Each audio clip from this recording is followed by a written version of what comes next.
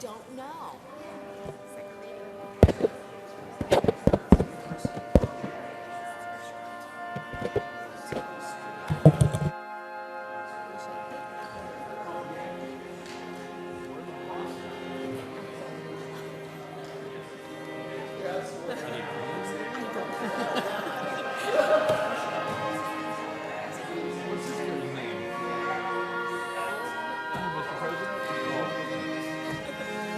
He's a little short.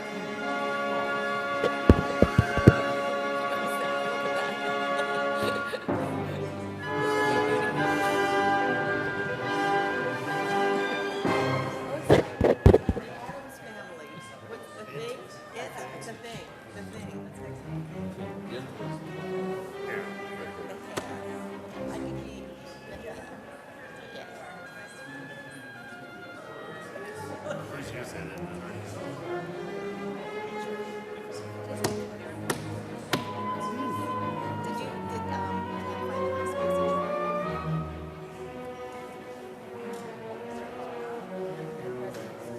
All right. What he's looking for. Do you want to do campaign?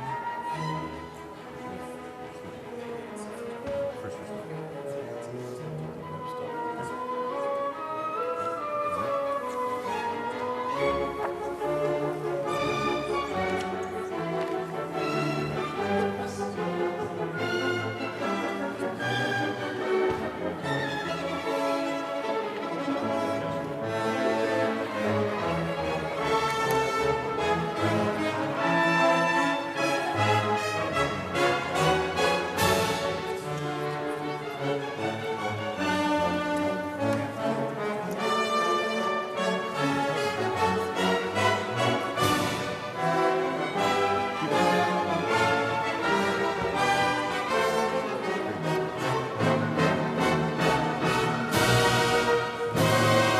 Someone rep is looking for you.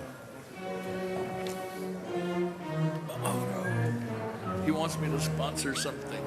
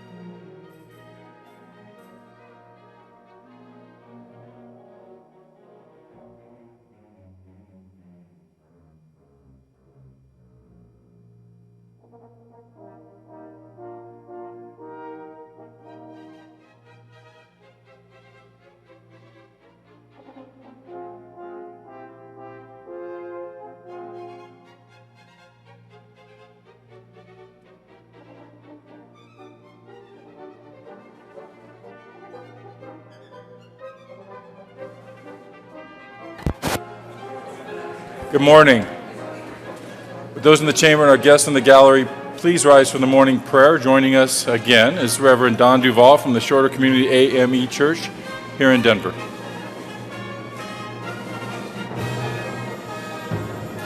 This is the day that the Lord has made. Let us rejoice and be glad in it. Amen. Please bow your heads with me in prayer. Most High God, we thank you for this another beautiful day to love and serve you and all of your people. We pray for the women and men who have been elected to lead. We pray that you renew them mind, body, and soul. We pray for them and their loved ones who make great sacrifices so that we will have strong and righteous leadership. And oh God, we pray in this Black Lives Matter era that the fruits of our leaders' work will be a blessing to all people. All people.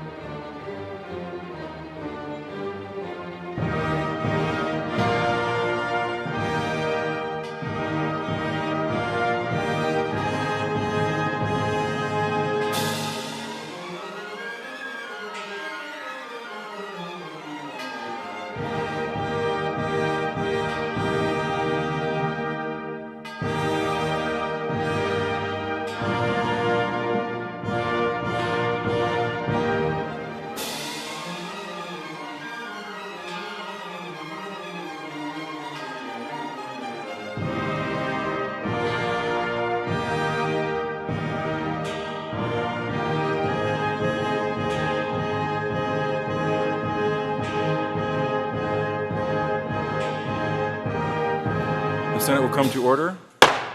Senator Holbert.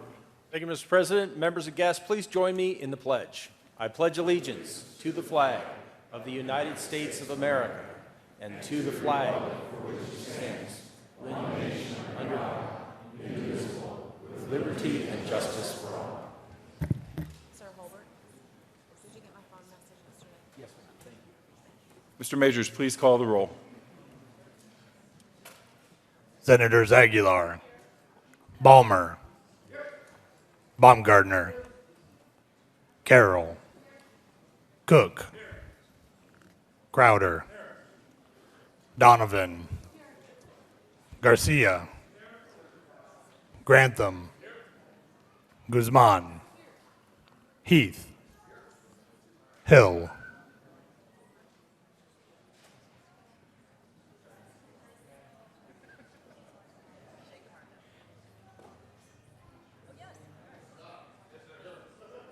Hodge, Holbert, John, Johnston,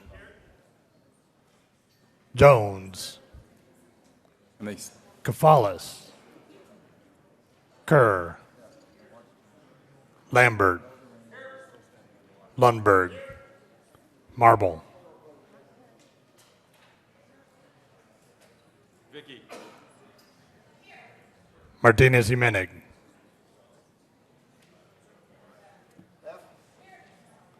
Merrifield. Neville. Newell. Roberts. Scheffel. Scott. Sonnenberg. Stedman. Todd.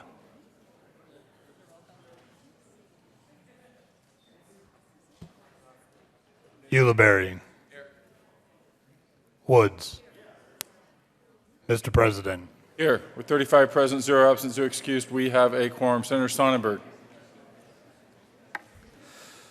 Thank you to the Honorable and Distinguished Mr. President for the time at the mic and the privilege to place a motion on the table of this esteemed body hereto in which we shall dispense with the oral recitation of history and the facts of the daily accomplishments of that have been so diligently scribed in the journal of this body of elected public servants for the day of March 12th in the 2015th year of our Lord, and that it shall be approved as corrected by the Secretary of this Senate.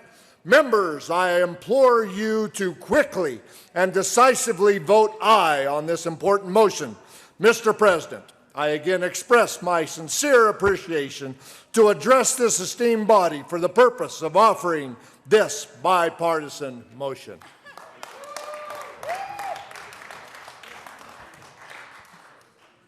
Farmers have a lot of time on their hands. You have heard the motion. All those in favor say aye. Aye. Opposed, no. The eloquent motion is adopted. The journal is approved. Committee reports. March 12, 2015, Committee on Agriculture, Natural Resources, and Energy. After consideration of the Mayor's Committee recommends following Senate Bill 198 be referred to the Committee of the Whole. Favorable recommendation with the recommendation be placed on the consent calendar. March 12, 2015, Committee on Agriculture, Natural Resources, and Energy. After consideration of the Mayor's Committee recommends following Senate Bill 199 be referred to the Committee of the Whole. Favorable recommendation with the recommendation be placed on the consent calendar. March 13, 2015, Committee on Appropriations. After consideration of the Mayor's Committee recommends following Senate Bill 211 be amended as follows and as so amended before the Committee of the Whole. Favorable recommendation. March 13, 2015, Committee on Appropriations. After consideration of the Mayor's Committee recommends the following Senate Bill 129 be amended as follows and as so amended before the Committee of the Whole. Favorable recommendation. March 13, 2015, Committee on Appropriations. After consideration of the Mayor's Committee recommends the following Senate Bill 69 be amended as follows and as so amended before the Committee of the Whole. Favorable recommendation. March 13, 2015, Committee on Appropriations. After consideration of the Mayor's Committee recommends the following House Bill 1254 be referred to the Committee of the Whole. Favorable recommendation. March 13, 2015, Committee on Appropriations. After consideration of the Mayor's Committee recommends the following Senate Bill 86 be amended as follows and as so amended before the Committee of the Whole. Favorable recommendation. March 13, 2015, Committee on Appropriations. After consideration of the Mayor's Committee recommends the following Senate Bill 78 be amended as follows and as so amended before the Committee of the Whole. Favorable recommendation. March 13, 2015, Committee on Appropriations. After consideration of the Mayor's Committee recommends the following Senate Bill 45 be referred to the Committee of the Whole. Favorable recommendation. March 13, 2015, Committee on Appropriations. After consideration of the Mayor's Committee recommends following Senate Bill 1150 be referred to the Committee of the Whole. Favorable recommendation with the recommendation be placed on the consent calendar. March 13, 2015, Committee on Appropriations. After consideration of the Mayor's Committee recommends following House Bill 1067 be referred to the Committee of the Whole. Favorable recommendation. March 13, 2015, Committee on Appropriations. After consideration of the Mayor's Committee recommends following House Bill 1048 be referred to the Committee of the Whole. Favorable recommendation with the recommendation be placed on the consent calendar. March 13, 2015, Committee on Appropriations. After consideration of the Mayor's Committee recommends following Senate Bill 90 be amended as follows and as so amended before the Committee of the Whole. Favorable recommendation with the recommendation be placed on the consent calendar. March 13, 2015, Committee on Appropriations. After consideration of the Mayor's Committee recommends following House Bill 1004 be referred to the Committee of the Whole. Favorable recommendation. Senate Services. March 13, 2015, correctly printed, Senate Joint Resolutions 15 and 16, correctly engrossed, Senate Joint Resolution 11, correctly enrolled, Senate Bills 13, 47, and 128. Mr. Majority Leader. Thank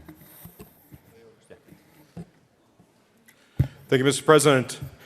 Move that the Senate lay over the General Order second reading of bills calendar to March 16. You have heard the motion. All those in favor say aye. Aye. Opposed, no. The General Order's second reading of bills calendar will lay over until March 16th. Consideration of resolutions. Mr. Majors, please read the title to Senate Joint Resolution 13. Senate Joint Resolution 13 by Senators Sheffield and Garcia and Representatives Lawrence and McCann concerning the designation of First Responder Appreciation Day. Majority Leader Sheffield. Thank you, Mr. President. My colleague and I would collectively move Senate Joint Resolution 13 and ask that it be read at length. And colleagues, let me just explain. Normally, for something like this, we would either not read it at length or we would not read it in its entirety, and we would stop reading it to be it further resolved. I would encourage you to pay particular attention to the be it therefore resolved and the recitation of who is getting copies of this resolution.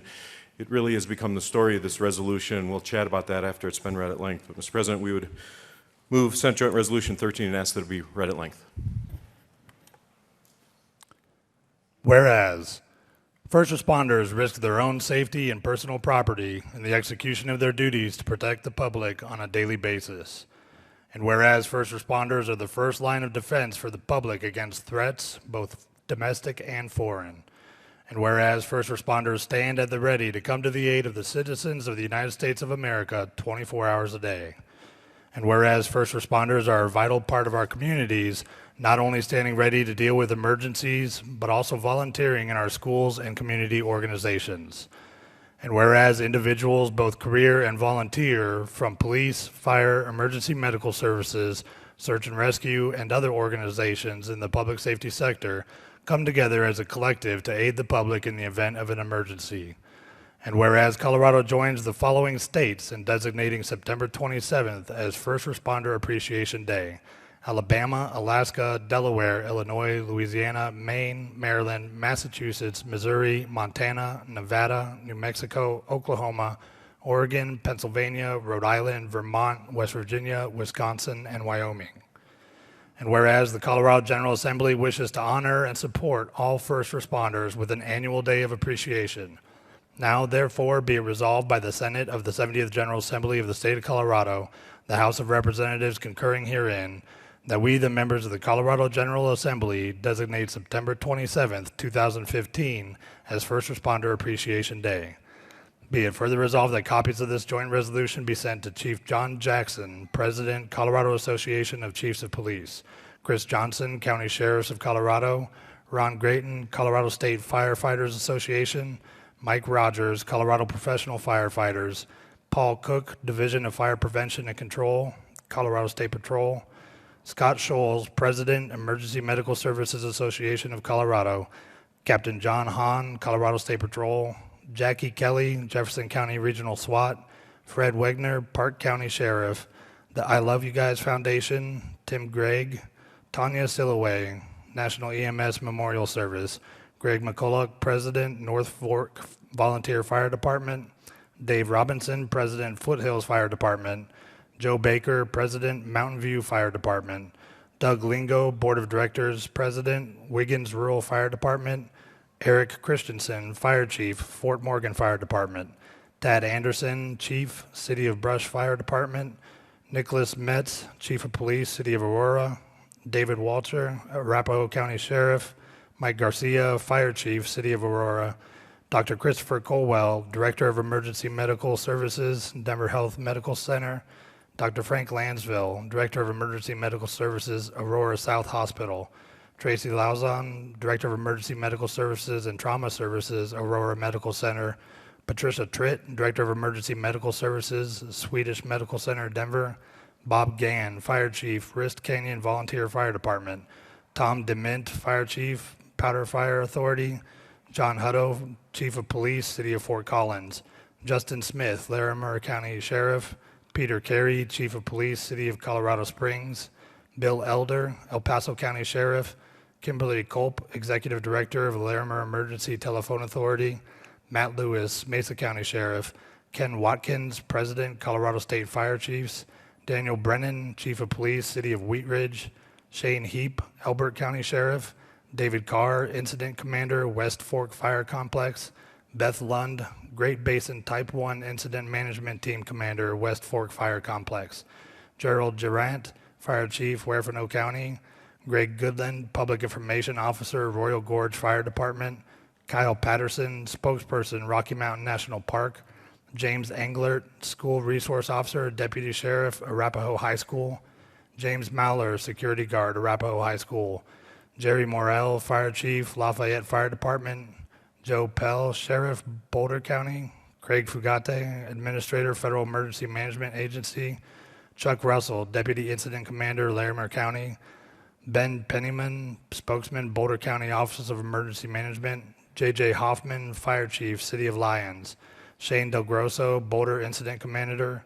Eric Marsh, Crew Supervisor, Granite Mountain Hot Shots; Ben Palm, Fire Chief, Yarnell Fire Department; Marty Whitmore, Public Information Officer, Ouray County; Lynn Padgett, Chairperson, Ouray County Board of County Commissioners; Michael Farr, Sergeant, Denver Police Department; Bellaman He, Trooper, Colorado State Patrol; Mike Butler, Public Safety Chief, Longmont Public Safety; David Hayes, Chief of Police, Louisville Police Department; John Wilson, Fire Chief, Louisville Fire Protection District; Rick Bashor, Chief of Police, Lafayette Police Department; Mark Vasquez, Chief of Police, Erie Police Department. Mark Lawley, Fire Chief, Mountain View Fire Protection District. Christopher Riley, Fire Chief, Colorado Springs. And Paul Woodward, President, Colorado Search and Rescue Board. AMR Pueblo, AMR Aurora, AMR Boulder, AMR Canyon City, AMR Denver, AMR Golden, AMR Longmont. Dale Villers, Fire Chief, Pueblo City Fire Department. Brian K. Caserta, Fire Chief, Pueblo West Fire Department. Eric Tade, Fire Chief, Denver Fire Department. Christopher P. Riley, Colorado Springs Fire Department. Mike Morgan, Fire Chief, Colorado River Fire Rescue. Mark Chris McMahon, AMR Pueblo. Leland Holdeman, AMR Colorado Springs. Officer John Adsit, Denver Police Department. Mike Palmer, Colorado Springs Police Department. Deputy Lee Ramsey, Gilpin County Sheriff's Department. Craig Hess, Aurora Police Department. Robert Little, Aurora Police Department. Sergeant Chris Hogue, Denver Police Department. Officer Dwayne Huddleston, Denver Police Department. And the families of fallen officers, Sergeant Sean Renfro, Jefferson County Sheriff's Office, and Sergeant David M. Baldwin, Jefferson County Sheriff's Office. Colleagues, please be seated. Senator Shuffle. Thank you, Mr. President. And colleagues, thank you for your attention in hearing that list, which is extensive. So today we gather together to honor our first responders.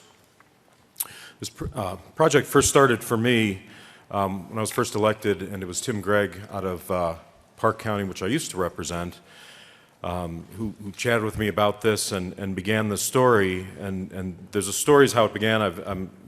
My colleague from Fremont County is going to tell the story of Platte County and the I Love You Guys Foundation. But what started as a fairly straightforward resolution began to grow, and it's so interesting. One of the ways it grew is people asking to be listed in the Please Send Me a Copy of This. So it really got to the point where throughout the year I would be contacted formally, sometimes informally, where I'd bump into first responders and they'd say, hey, heard about the resolution, we'd like to get a copy of that. And so let me encourage all of you, as we're all really ex officio ambassadors to the first responder community, if somebody comes up to you and says, hey, heard about the resolution, how do we get a copy of that? And some folks, I've gotten stories, some folks, they frame these, they hang them up on their bulletin board. Sometimes it's formal, sometimes not so formal, but the recognition that we take time out in this building to recognize those folks is important. It's important that we do it. It's important to them. And we have a room full of first responders, and my colleague here is going to read their names. We're going to acknowledge them. Suffice to say, let me say at this point, thank you to all the first responders for being here. We all have our stories, and you're going to hear a number of them. And as we all sit here and hear the resolution read, our minds start to click off the stories where we've had interactions. For me, it was State Patrol. I still vividly remember, and simple trip carrying a trailer. Car breaks down, and I had my family, young kids at this point, now since grown, but car heads off, broken down, carrying a trailer, and that trailer pull off to the right, and it's just a little bit too far on a busy highway. The end is sticking out, and I get out of the car, only to have a car whiz by me, and I'm thinking to myself, this is going to be an ugly situation. A car clips that trailer, and I'm in trouble, my kids are in trouble, and your first reaction is, I need help. For me, it was a call to State Patrol. And so oftentimes those lights that we dread to see in our rearview mirrors, I was so happy to see those. And the trooper that pulled up, and I know the troopers are here, took control of the situation. The lights go up, the cones come out. He came out and helped me problem solve, and I believe helped save my family. That could have been really bad. And so the stories click off in our mind, right?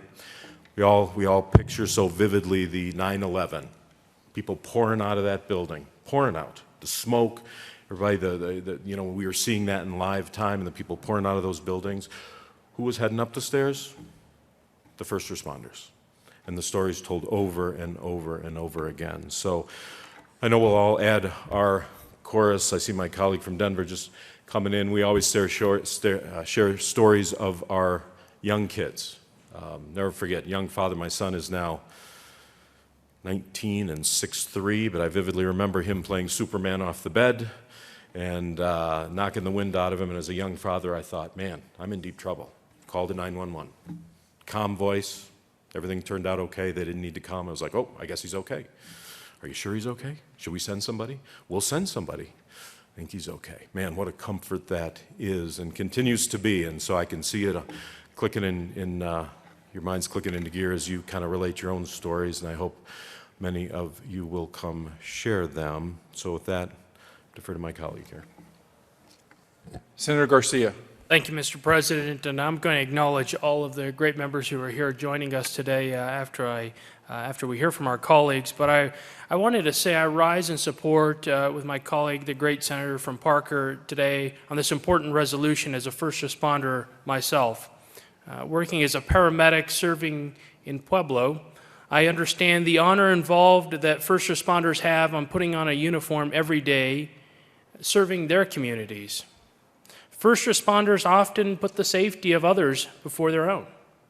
And I know the sacrifices that come with working a job where clocking out at 5 o'clock doesn't mean you're off duty. Often thankless and rarely recognized, yet they are always there.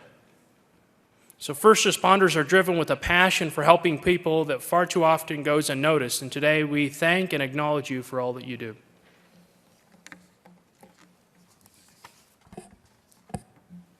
Further discussion. Senator Garcia. Thank you, Mr. President. Mr. President, I would like to acknowledge those first responders who are here joining us today. That's Mark Schuman. If you'll please stand as I call your name. Mark Schuman, Pat Lenrati, Rich Martin. He's the fire chief, and Boulder Fire Chief and Rescue Battalion Chief Jared Ginsberg, Colorado Division of Fire and Prevention and Control Director Paul Cook, Luke Odoms, Vaughn Jones, Colorado Springs Fire Department Chief Chris Riley, Colorado Springs Police Department Commander Fletcher Howard, Colorado State Fire Chief's Executive Director Gary Breeze, Community Resource Service of Colorado Kirk Schigel, Cunningham Fire Protection District Chief Ira Rhodes, Captain Todd Edwards, Ralph Vickery, Denver Transit Police Chief John Tabert, Denver Police Department Deputy Chief of Operations David Quineros, Commander Tony Lopez, Officer John Adsit and family, Douglas County Sheriff's Department Tony Spurklock, Medical Centers of Aurora EMS Mark Worthran, Rand Pigginton, Tim Nerish, Todd Burney, EMS Association's Chief Howard Paul, Evergreen Fire Rescue Firefighter Ed Mills, Estes Valley Fire Protection District Chief Scott Dorman and his spouse, Fire Academy of Warren Tech Jonathan, I'm sorry, I might not get this correctly. Rhoda.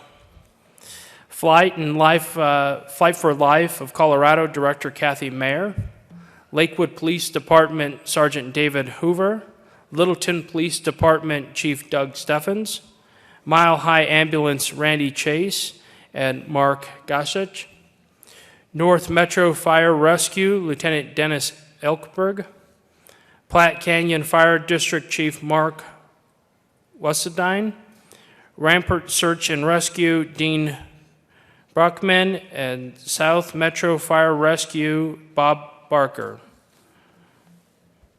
Special District Association Ann Terry, Director of Policy Michael Valdez, Wheat Ridge Fire Department Captain, I think we've already got this one, and two more. Denver Fire Department Safety Training Division's Scott Heese, Admin Division Chief Tony Berman, and First Responder Appreciation Executive Tim Gregg.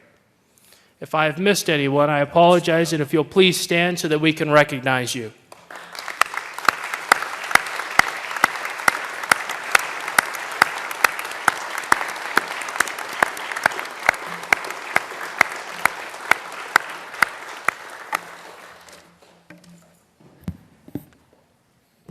Senator Grantham. Thank you, Mr. President. Everyone, please be seated. As the Majority Leader mentioned, the The idea for First Responders Appreciation Day was formed by a current constituent of mine and a former constituent of his in Park County, Tim Gregg.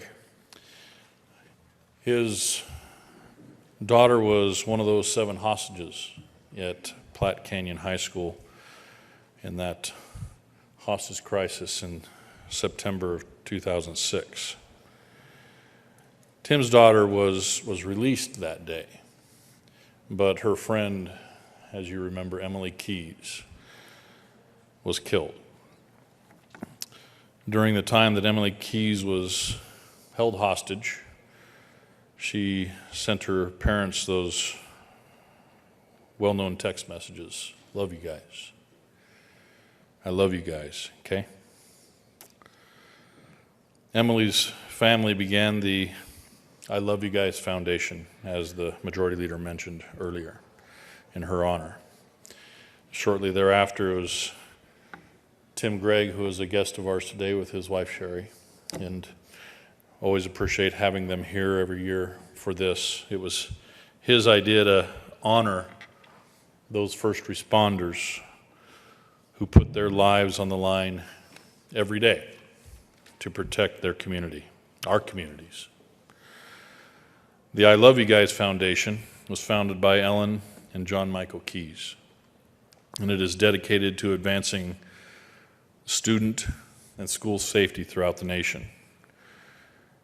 Emily Keyes' kindness, her spirit, her fierce joy, and the dignity and grace shown by the Keyes family following this tragic event define the very core of the I Love You Guys Foundation. And folks, as I mentioned, the one who really initiated this idea for this First Responder Day here at the Capitol is here with us today, Mr. Tim Gregg. Tim, would you and your wife please stand and be acknowledged? And colleagues, would you help me welcome them here?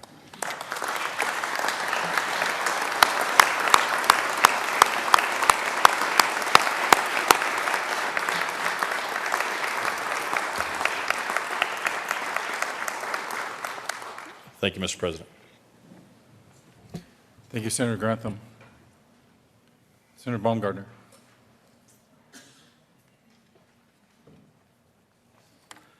Thank you, Mr. President. Thank you all for being here this morning. We appreciate what you do for us. It's our honor to do this for you. As it was forementioned, sometimes you see those flashing lights in your rearview mirror, and you go, wow, I wonder what I did. Or you say, yeah, I know what I did, and then you find out that they know what you did too. But there's a lot of times that we see a lot of stuff on the news. The things you don't see that's behind the scenes of what every one of these people in here do from time to time is very important. I wanted to share a couple of things this morning that you don't see first responders do. Denver Police Department, Sergeant Chris Hogue helped give a stranded motorist a ride to an auto parts store after his car broke down on I-25. Now that doesn't sound like that's a big thing, but the traveler was simply passing through Colorado and had no idea where to go, what to do. Sergeant Hogue picked this guy up, took him, got him some help, took him back. Random act of kindness.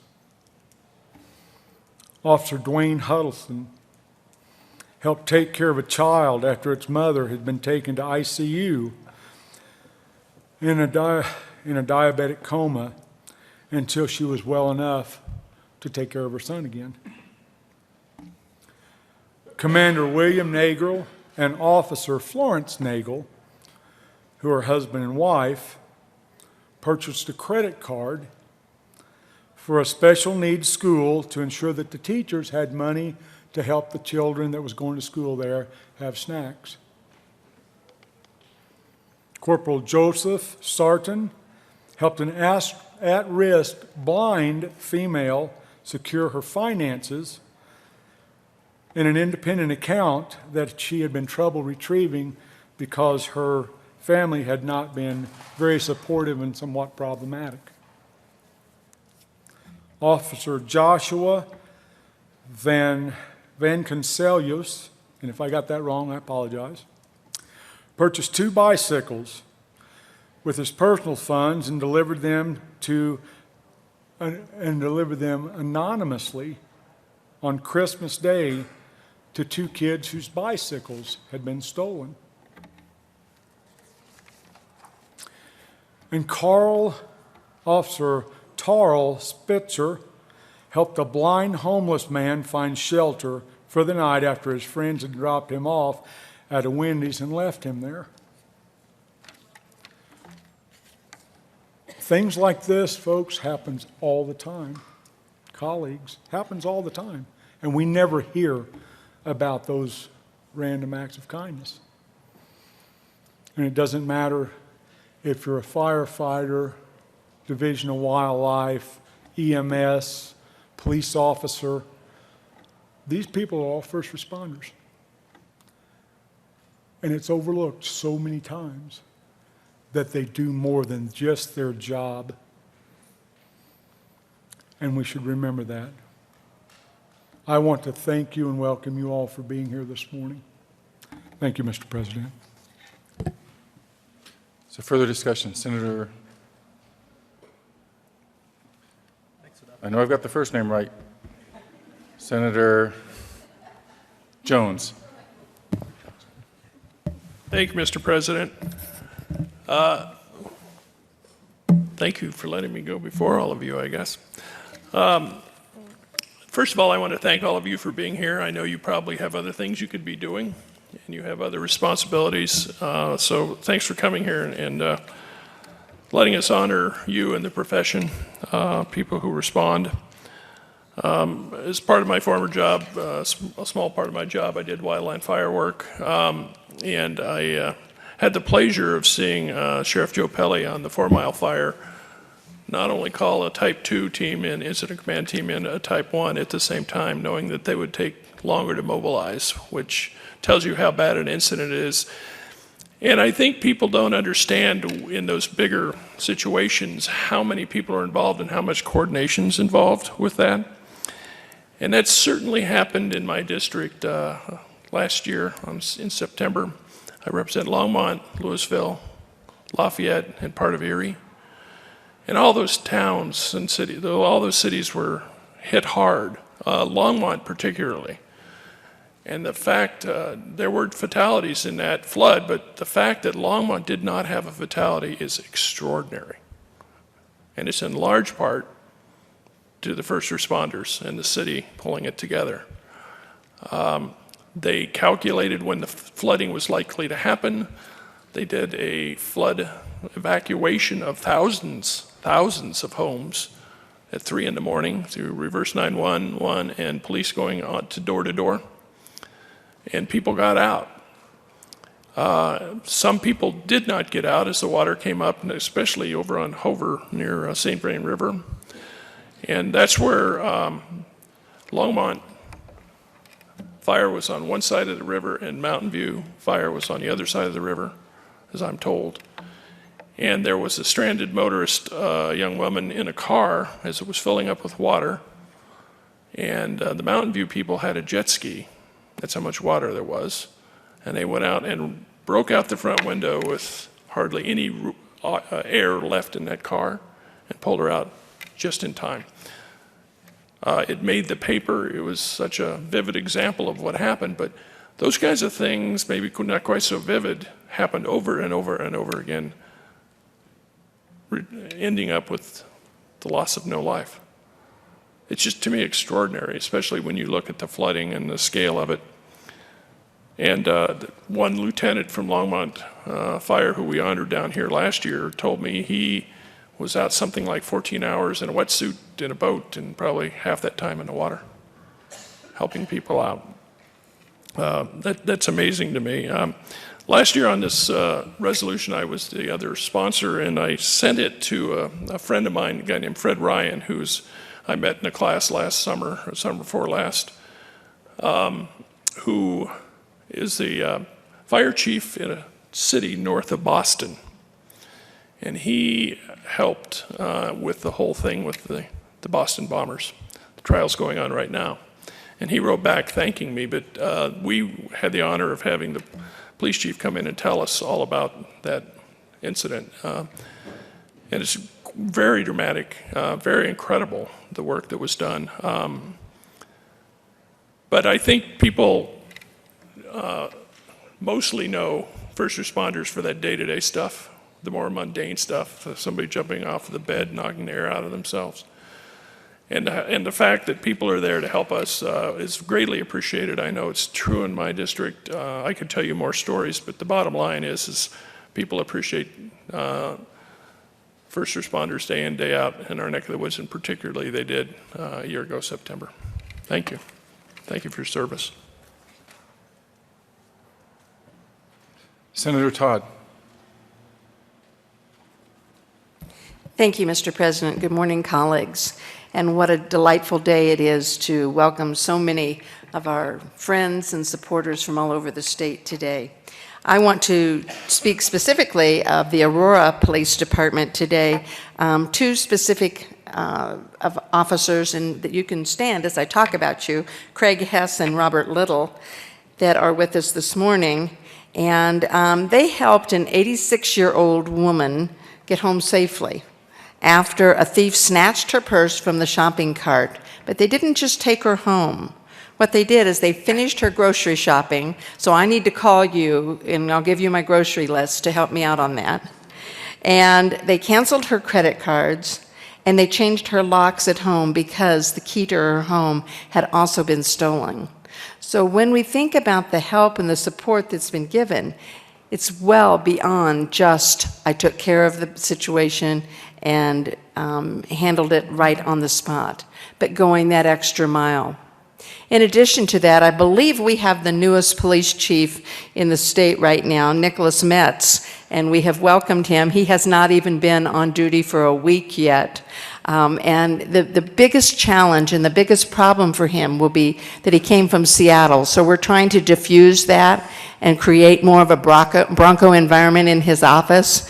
And so I think one of the things that we need to remember through all the seriousness and through all of the heartfelt service that you all give to so many of us is that each and every one of you is a family member. We deeply thank you and your family, because when you go home, you take your work home with you. No matter how hard it is to separate that, what you have done during the day, the people you have helped, the people you have served, the people that have lost their lives, you take home with you. We thank you for that, and we ask special blessings to be on you and your families. Thank you very much. Senator Roberts.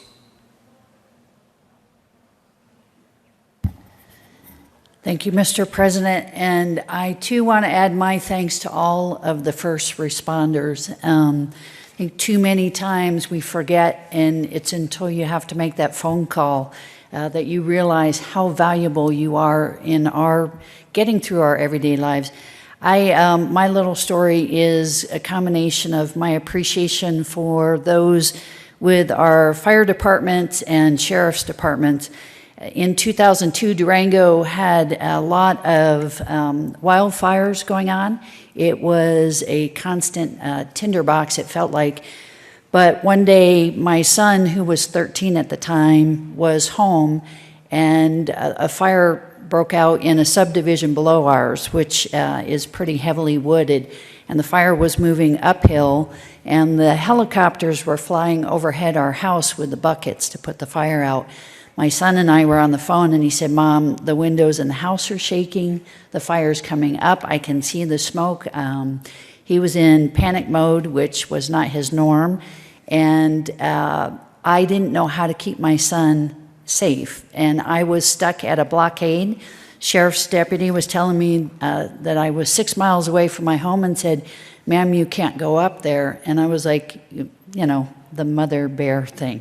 I was like, we're going to have to figure this out because I'm not staying in my car. So either you help me get my son down or I'm leaving my car and I'll run up there. So the sheriff's deputy found my son, picked him up, brought him out of that subdivision, and I will forever be grateful because that's the kind of thing, if you can keep your loved ones out of harm's way, or when harm has occurred, who comes to help you through those? It is so critically important. I'd like to particularly recognize Chief Mike Morgan.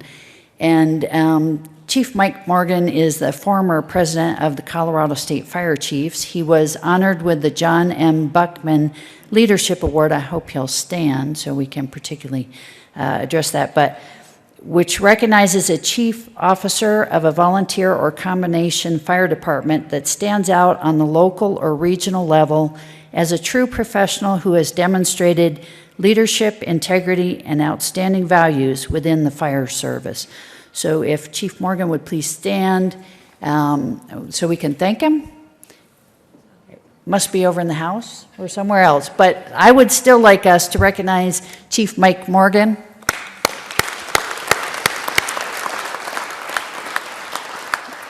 As the majority leader said, and none of us can forget 9/11, but as we all watched with complete horror what was happening in New York City, the thought of so many people who were willing to run into harm's way to try and save more of the civilians, I am so appreciative that we're taking this time today, because whether it is the people who are on the radios trying to handle the emergency, whether it's the people out on the front lines, I forgot to wear blue.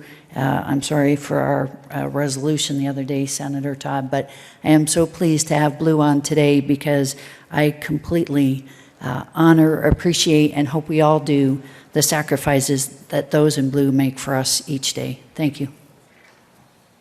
Further discussion?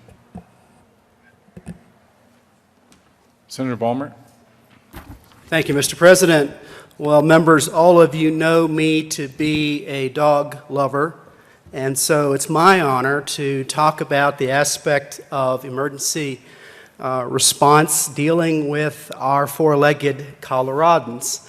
Last year, Howard Paul with the EMS Association, Howard is here, came to me and some other legislators and asked us to pass a resolution to allow not a resolution, a law, sorry, a new law which is on the books now to allow first responders to provide emergency care to animals that they have rescued from fires, accidents, floods, everything.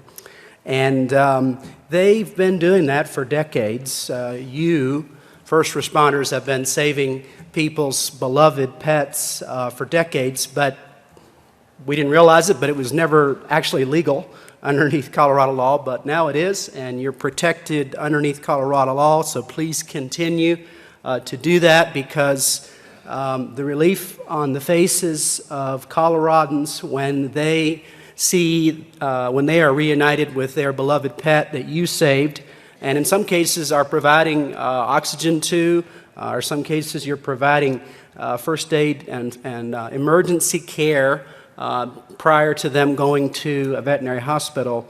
That is something, as everyone that has a dog or a cat or another animal, a horse, can tell you that they are members of our families, and we greatly appreciate you saving their lives as well.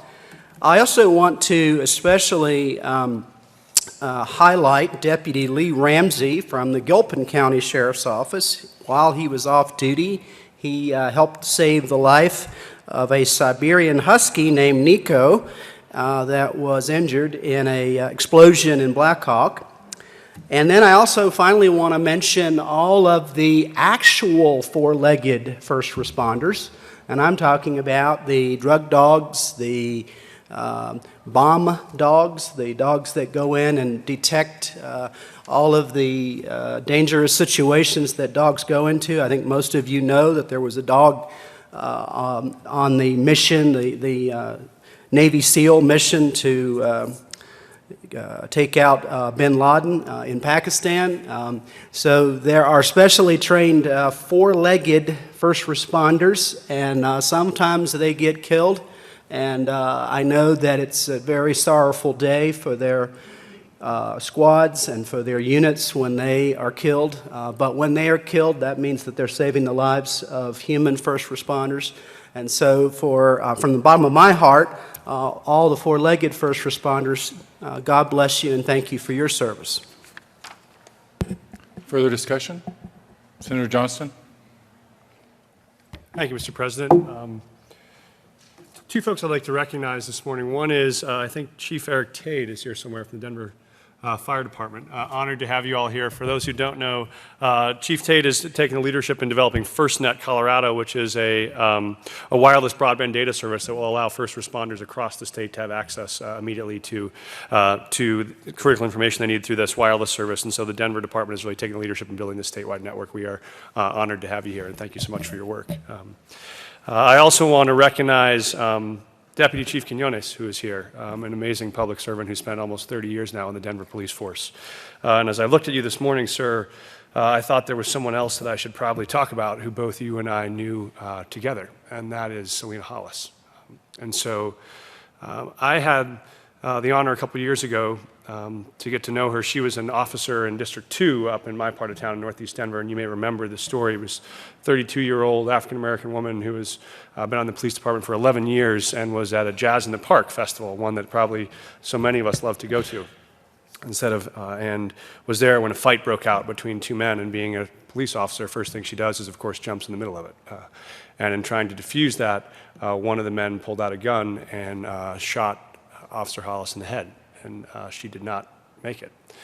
And that night, when I got the news, I first got home that night, I wrote this short note, which I thought I would read in honor of Officer Hollis. It's called Working Sundays. I had to work Sunday. I hate working weekends. Sundays are supposed to be family time. Church and museums and brunches and the pool and monster games in the basement. But that is part of being a public servant. Sometimes you work Sundays. So around 4 p.m., I got in my car and drove to Lafayette to talk to some people about education. The event ran late, so I was late to meet my boys and my wife for our special Sunday dinner and our movie trip to see the new Disney movie Brave, a story about a young woman unafraid to stare down evil, to make her own way in the world and protect her own family. There was a big mean bear in the movie, although at the end, even though the mom was turned into the bear, she turns back to the mom to let kids know that not all bears are evil. But my son got scared at one point and crawled into my lap and snuggled his face into my chest. After that, I came home and I put my boys in bed. When I tucked Emmett in, I lay down next to him in his tiny little bed, and he put both of his arms around my neck in the dark and laid his head upon my chest and said, "Daddy, I want you to stay here forever." I wanted to, too. I almost cried, but instead I held him until he fell asleep and then walked out to see my wife. When I walked out, she was crying too, but about something else. About 4 o'clock that day, another public servant left her family and drove to work, the same work she had done every Sunday for 7 years. She probably said goodbye to her daughter and said she'd be home to kiss her goodnight. While my little Emmett was hiding from the scary bear in the movie, this public servant was running into a real-life den of bears to make sure everybody else was safe. And while she was looking out for my friends and neighbors trying to enjoy some jazz in the park, they shot her in the head. While I would lay in the bed cradling my son's head, she lay on a gurney in Denver General with a team of doctors cradling her head. And I thought of her daughter and the nights that she's afraid, and the nights that she wants her mommy to stay with her forever. And I thought of her little girl being asleep right now, and the moment when she wakes up tomorrow, waiting for mom to walk into her bedroom. And when her sleepy eyes creep open and she asks if today is a school day or if she can have some milk or if mommy's making breakfast, someone else will have to be there to hold her little head and tell her that mommy isn't making breakfast. Not now or ever again.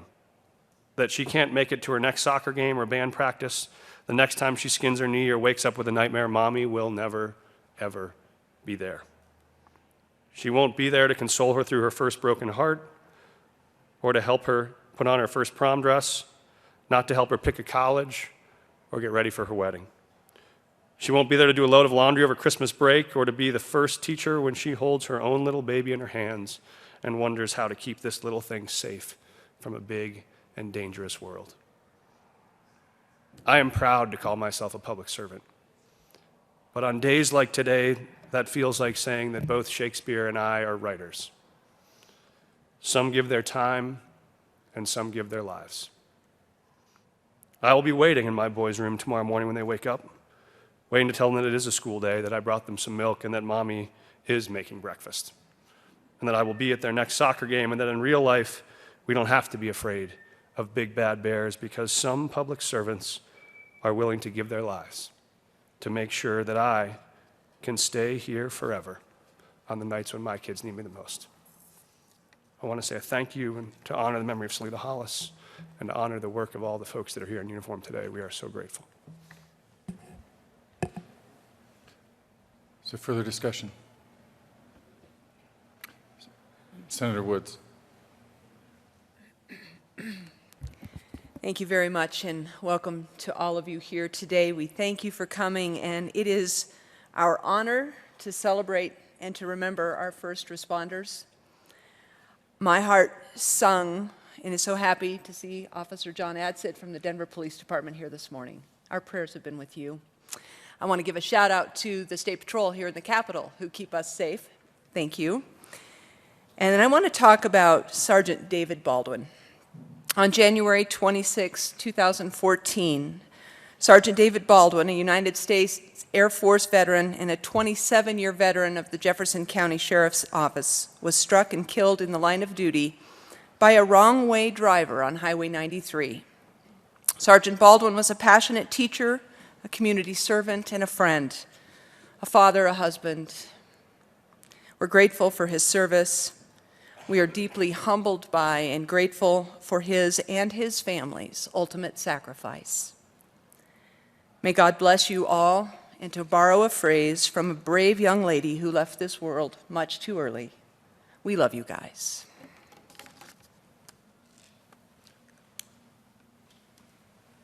Senator John. Thank you, Mr. President.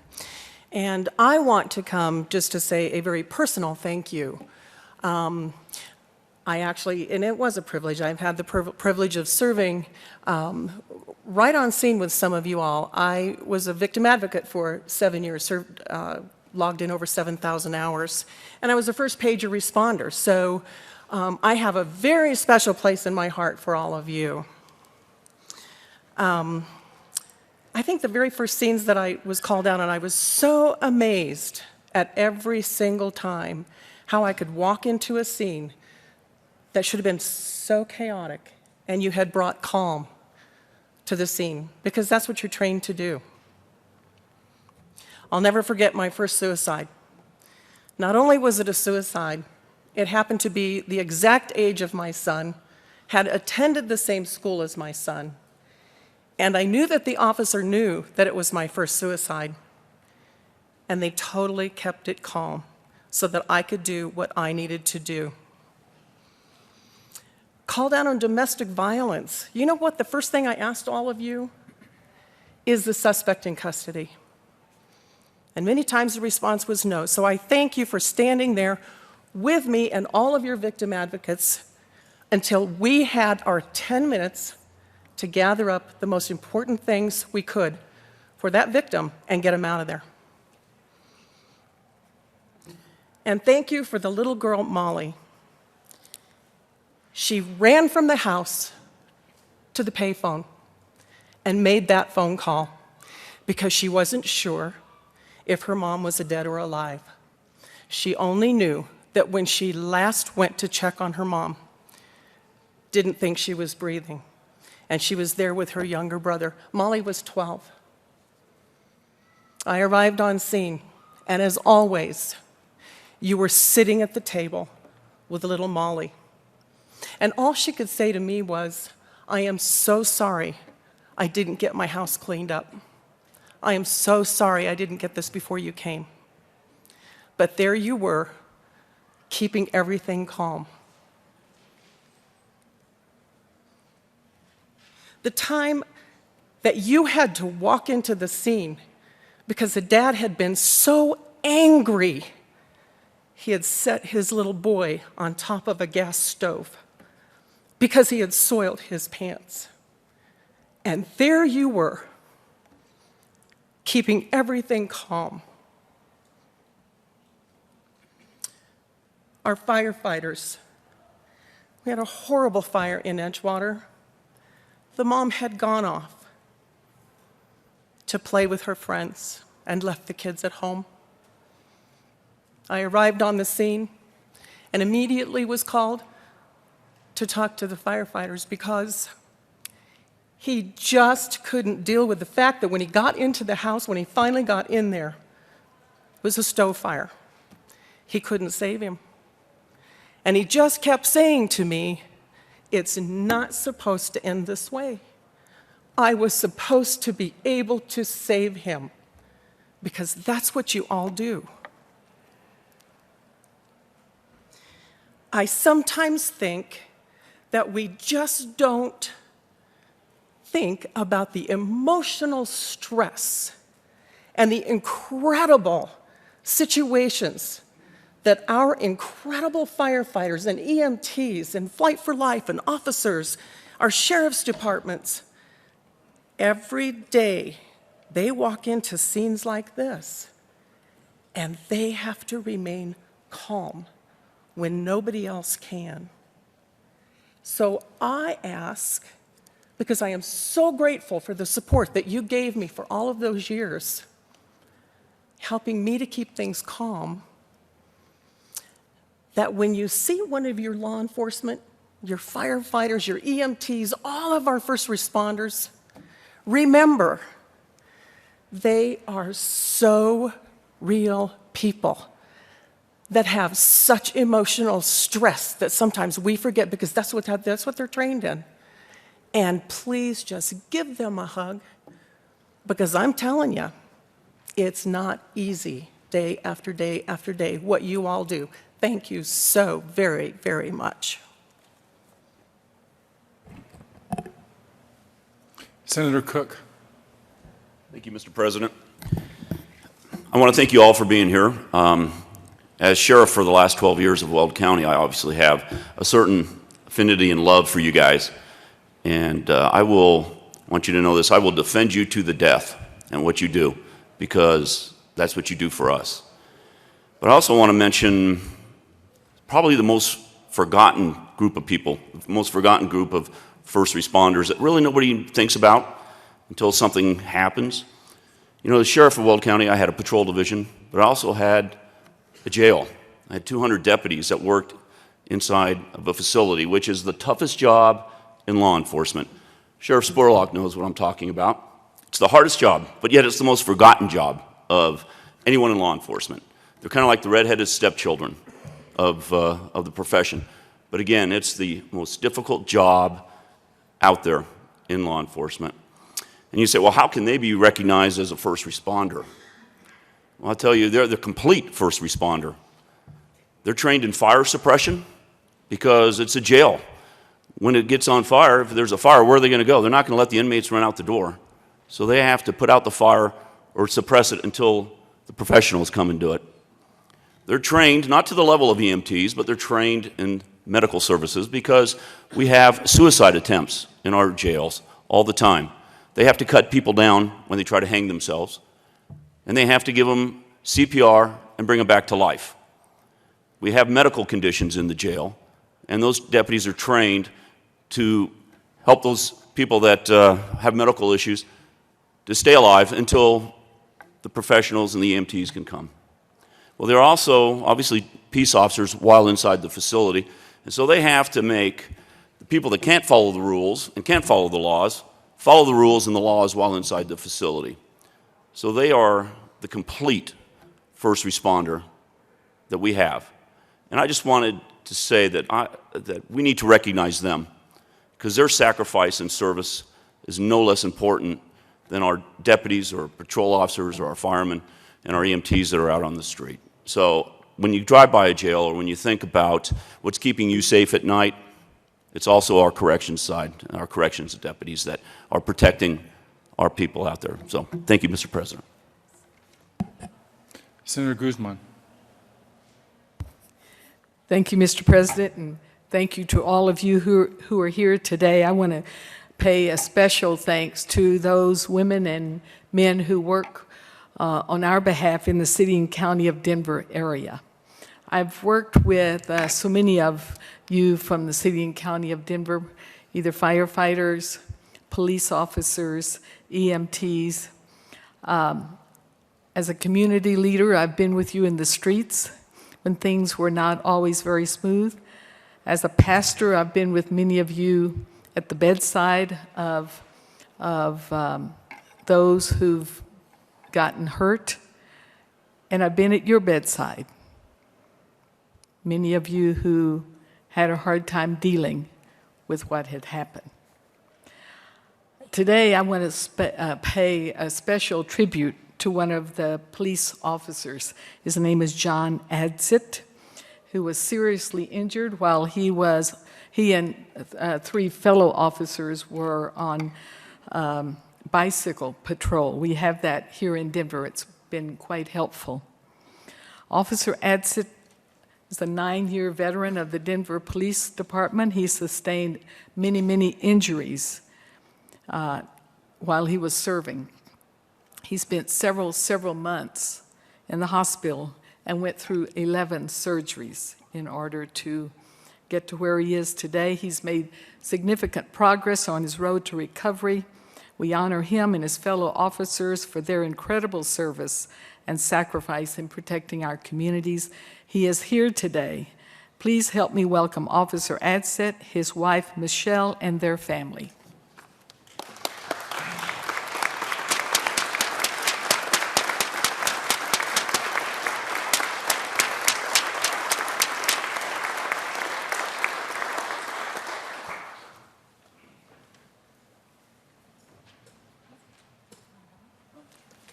Senator Kerr. Thank you, Mr. President, and I rise in support of Senate Joint Resolution 13 and very much appreciate the having our first responders here. I wanted to bring a little bit different perspective in, perhaps the senator with the mustache talked about a little bit earlier. That it's, we're talking a lot about first response to emergencies and reacting to situations, and we talked about 9/11 and situations here in Colorado. But it's the little things, it's the preventive measures too that prevent the need for first response a lot of times, and the things that we all take for granted and we probably don't ever even know about. And I just want to mention a case where I think I was kind of taking my family's safety for granted and didn't even know about the first responders in Lakewood and the police officers in Lakewood that were not taking my family's safety for granted. And I think we all know a few years ago well, every year we have some contentious issues, and a couple of years ago there were some particularly contentious issues we debated here in this chamber, and I believe folks, senators, and representatives on both sides of the aisles were sometimes contacted by constituents and folks who were very passionate about their particular point of view. And I was one of those legislators who was contacted by someone, and there was probably debate over whether it was an actual threat or not, but I believe in being thorough and careful.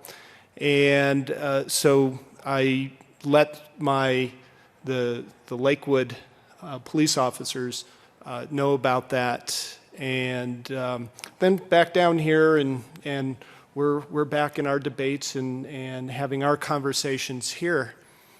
My wife works as well, and sometimes we need to have someone else pick up our kids from school or be at home with our kids after school. And my dad was home in the afternoon, one afternoon, and I got a text from him saying, well, the police stopped by.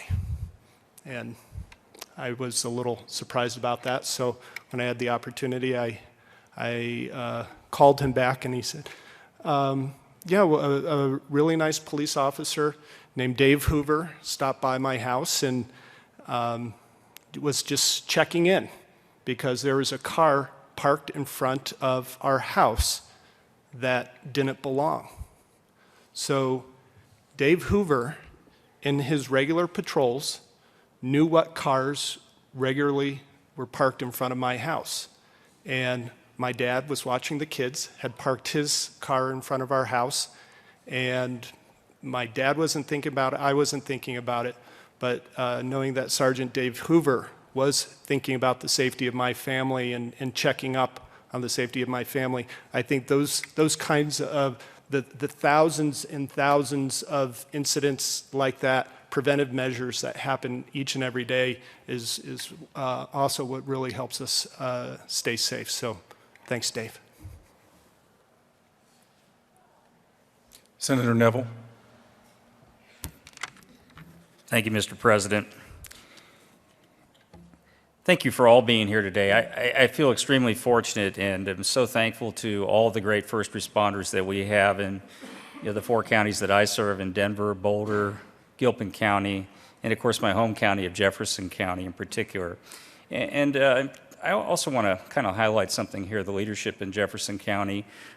We have the new sheriff out there, Sheriff Jeff Schrader, and his work also in this time when we've had a lot of issues that come up regarding law enforcement and the training that they're actually doing with the officers and also with the citizens at the same time regarding constitutional law with Dr. Thomas Kranwitter, so I wanted to mention that. All of us get up every morning and we basically go with the hand of God. Now, people come down here and sometimes we'll have somebody come down and say, Senator, thank you for your service. But it's not the same as all of you. It's nowhere near the same. We know fairly well what our day will entail, although there's no guarantees. But we know that it might be a long meeting, long floor session, debate, a boring committee, or maybe a very contentious committee. None of you, or many of you, have a different take when you go out on the street. You're not going to know what you're ready to expect. But your training is excellent, it kicks in, and you do your duties and your responsibility. But all of us, and you in particular, truly go under the hand of God. I want to talk about one gentleman who actually went under the hand of God, and he was off duty, but we said we would never forget, but Sergeant Sean Renfro of the Jefferson County Sheriff's Office gave his life serving his community on January 13, 2015. While off duty, not job, off duty, Sergeant Renfro stopped to direct traffic around a multi-vehicle crash on US Highway 285. Bad weather, snow, and when a vehicle struck him, came across the highway, lost control, he was helping another motorist, the vehicle struck him, and he was killed. We honor his memory and dedicated service to the people in the state of Colorado. And my wish and hope for all of you is to remember that go with the hand of God. Minority Leader Carroll. Thank you, Mr. President. On July 20th, 2012, about 5 minutes from my house, an incident took place that we will never forget. On that night, 12 people were killed at the Aurora Movie Theater, and 70 were injured. And I think there was some attention and recognition given to the first responders that night. But that night, there was a response by a complement of first responders within minutes of that event. And that night, very swiftly, the suspect was apprehended and this is very timely because this trial is proceeding right now. On that night, we lost 12 people, but the coordination, the promptness of getting people triaged on the site, securing the facility, and getting people to medical facilities where first responders then hand off people and their lives over to those who do and continue to do first response and emergency work in our city's hospitals. Because of the response, the prompt, coordinated, professional, incredible response we had across a whole host of all first responders for us, there are people who, while injured, could have died. There are people who, while injured, were able to mitigate those injuries. And while everybody goes through the process of putting their life back together, it is a testament to how quick, how professional, how brave, and important the work of first responders are. They saved lives that night. They helped get people to medical treatment that night. They helped apprehend a suspect that night. And it is just, could not go without saying, as we are giving thanks to all of you, all of the first responders, every part from beginning to end of the process of what your work has meant to our whole state, but particularly on behalf of the district where this occurred. Thank you.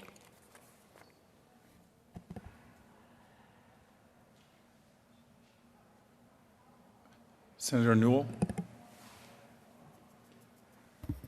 Thank you, Mr. President. I rise also in deep gratitude for those of you in this room and the thousands who are in our state safely today because of you. But I wanted to cover a couple of things that I thought needed to be mentioned, and one is that we have a responsibility as a community around you to provide you with the tools and the resources so that you can most effectively do your job, so that you can most effectively help prevent injury or death or violence for people in our communities. And so that being said, part of our responsibility here is for funding, and that we remember funding when it comes to tools and resources for you all. And that also as community members, there is the CERT program that is a phenomenal program that I've been involved in with both in Inglewood and Littleton, the community emergency response teams.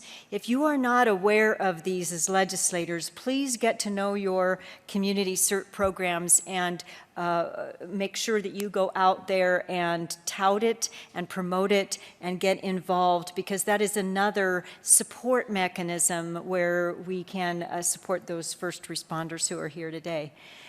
And then lastly, I wanted to say that as my former spouse was in law enforcement, and I wanted to give a shout out to those families who sit at home wondering if they're going to be seeing their dad, mom, or spouse or partner come back that night. There is a tremendous amount of stress on a family that sits waiting sometimes, not knowing from day to day if their family is going to be intact the next day. And with that comes that post-traumatic stress, not only an occasional, but for every single day that you are out there helping us in our communities. We understand, those of us who are the families, we understand that stress, and we also feel that stress. But for you all, I want you to know that some of us do acknowledge the amount of stress that you go through every single day to preserve that peace and civility for us in our community. So thank you very much, and I am deeply, deeply honored to be able to celebrate you today in all of your accomplishments. Thank you. Senator Martinez-Humenick. Thank you, Mr. President. I, too, rise in support of this joint resolution. I wanted to thank everybody who's here today, and I also wanted to just say I appreciate and I thank you all for working together, police departments with fire departments, with your EMS, with the call centers who get that first call very oftentimes, with the Flight for Life people. You are all an integral part of the public safety that is provided to every single one of our communities across the state. So we greatly appreciate that. I also want to thank you for the compassion that you show to families when you actually have to be engaged in a situation whereby it's either an explosion due to a faulty gas stove, it could be an explosion due to something that's being manufactured illegally at that residence that causes damage to a whole block of houses, whether it's a situation that you happen to come onto when you're off duty and you offer to help. Thank you so much for that.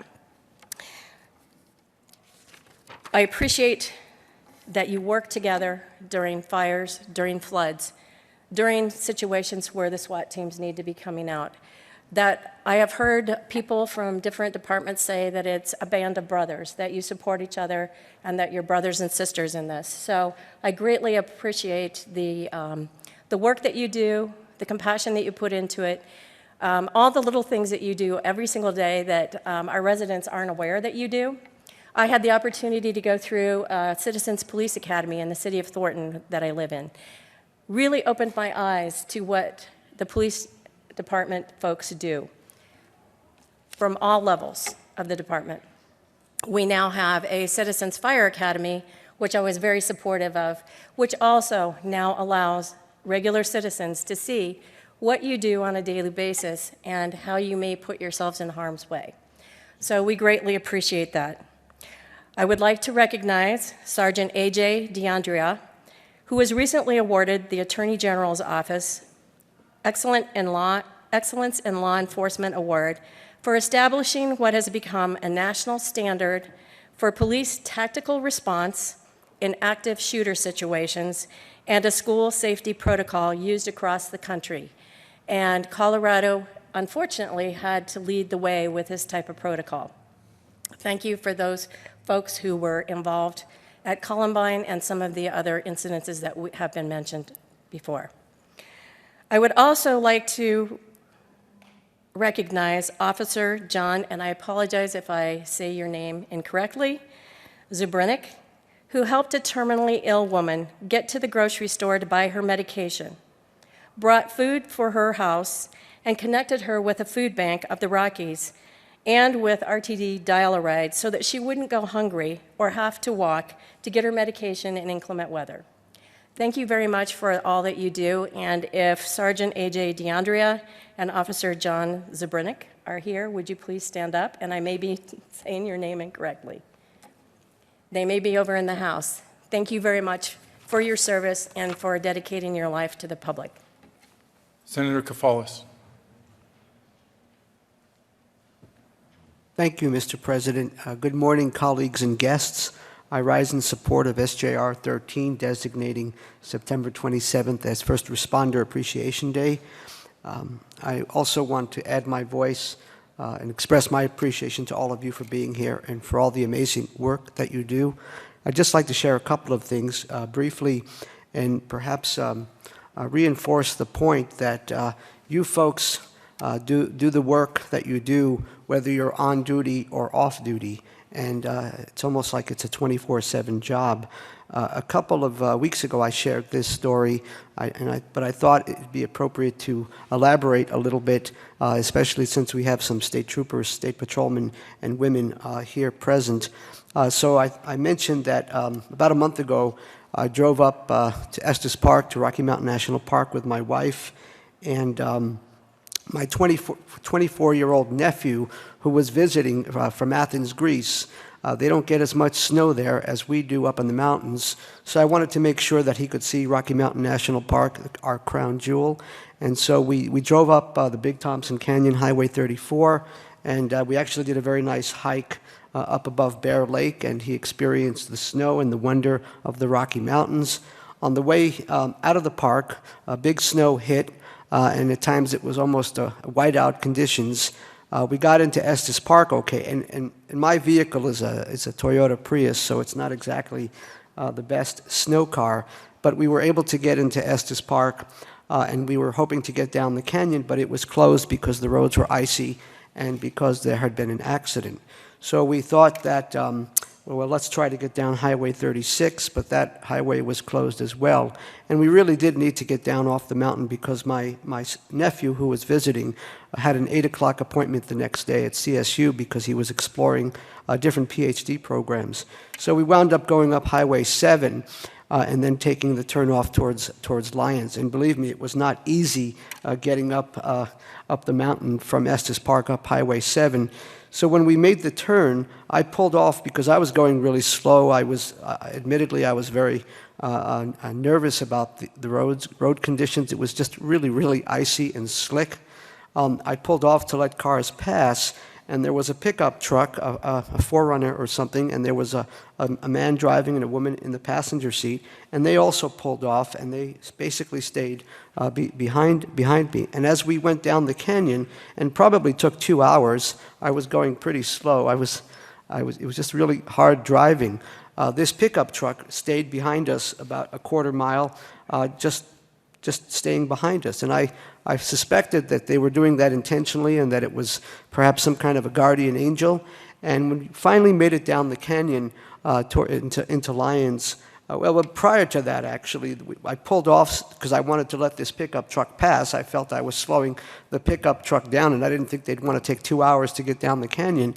I pulled off, and the driver got out, and it was Trooper Moss, State Patrolman Moss, who I guess they were, it was their day off, although you don't get a day off. And he could tell that I was troubled, and he decided to take 2 hours out of his day to make sure that I didn't wind up in the river, in the creek below the river. So I was very grateful for that. We made it to Lyons. I thanked him profusely.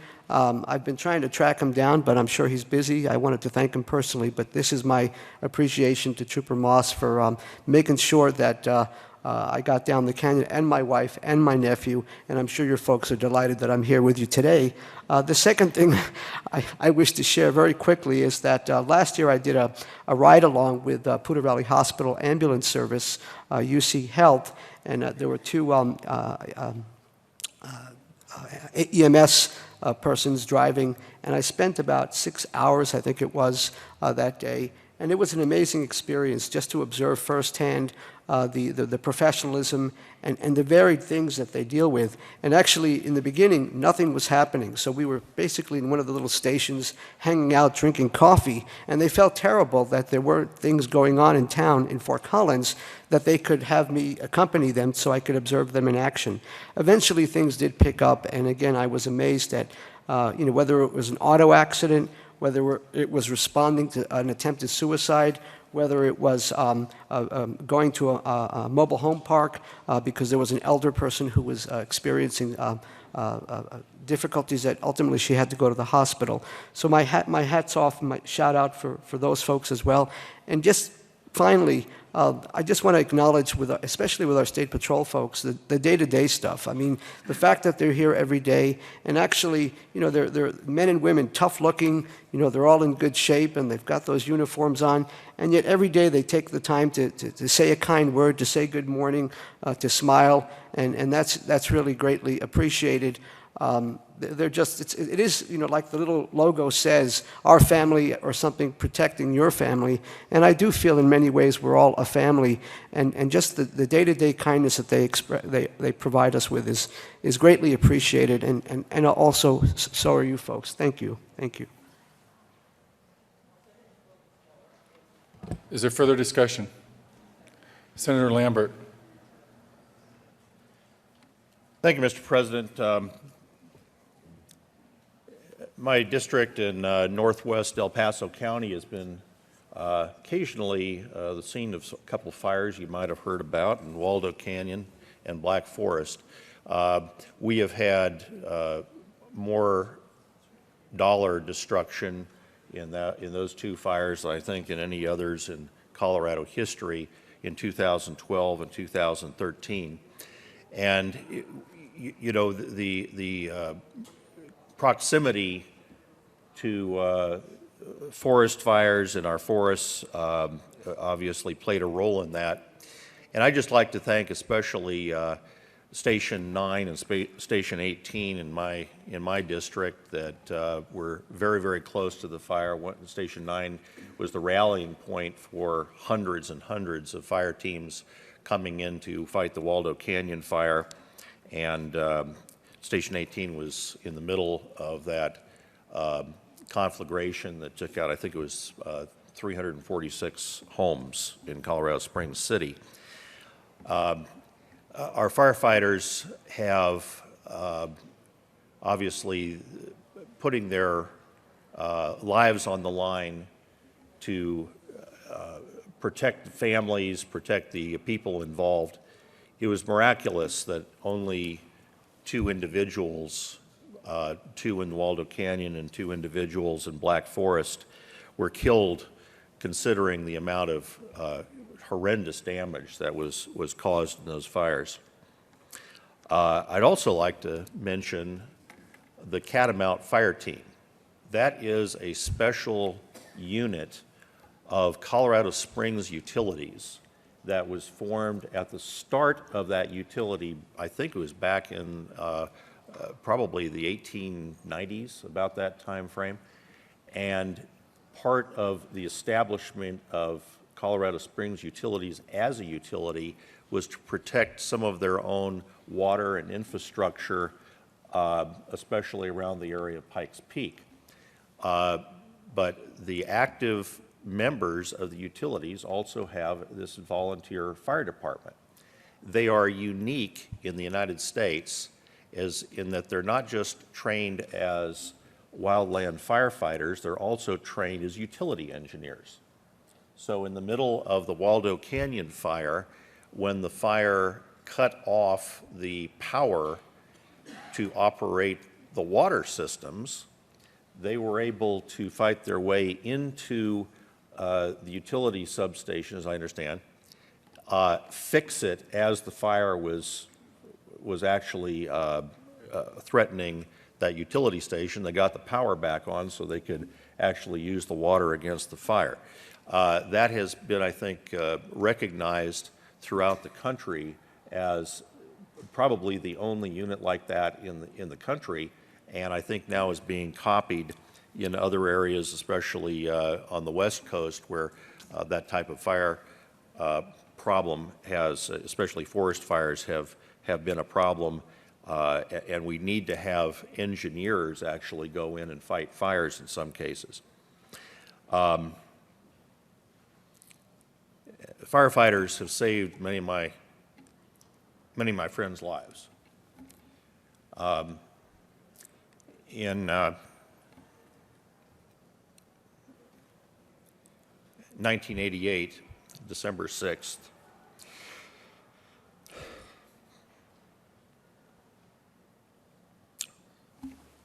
we had a major aircraft crash on my base, which broke up a B-52 that crashed on the runway.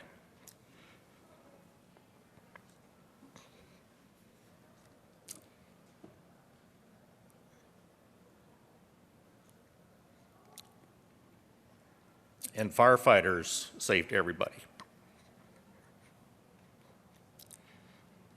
The plane broke up into 3 pieces.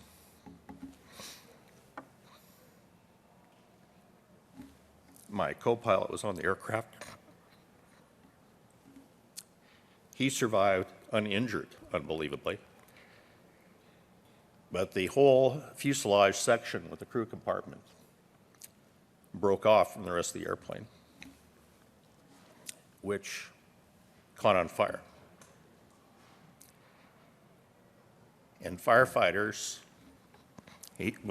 my co-pilot said that he was trying to get out of an escape hatch,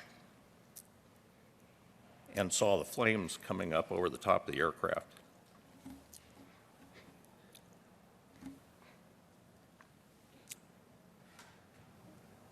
And within 60 seconds, the foam truck arrived and fought the fire by positioning itself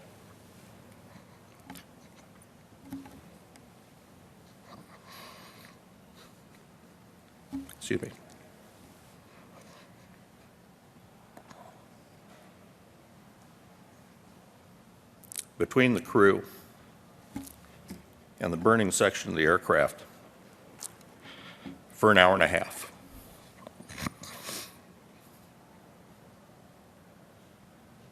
Except for my co-pilot, everybody else on the aircraft was seriously, seriously injured. And they were able to extract them all because of the firefighters who stood between the danger and the men.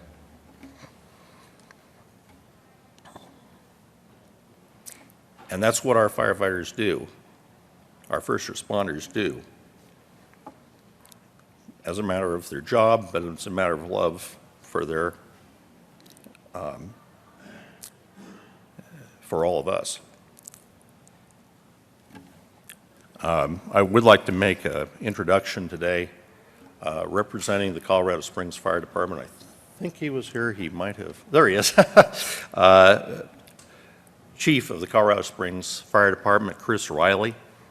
He's played a particular role in leadership in what they've called the Broken Arrow Mutual Aid concept, the planning and the exercises that have been held in 2014.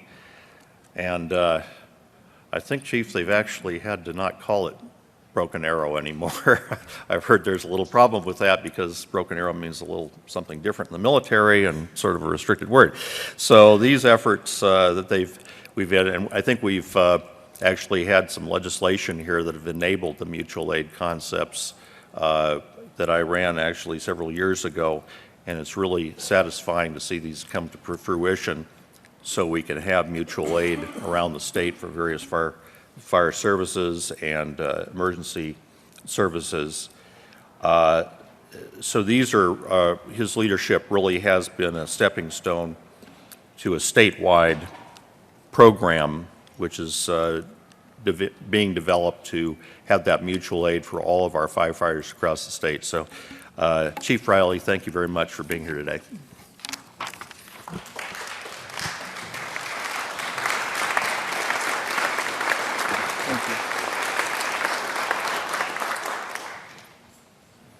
Senator Heath. Thank you, Mr. President.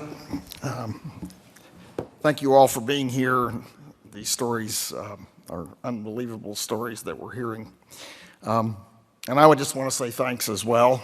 I represent Boulder County and Jamestown and Lyons, and the efforts that were made during the flood, as my colleague from Boulder County spoke to about Longmont. It went for all of Boulder County. But I want to tell you a personal story.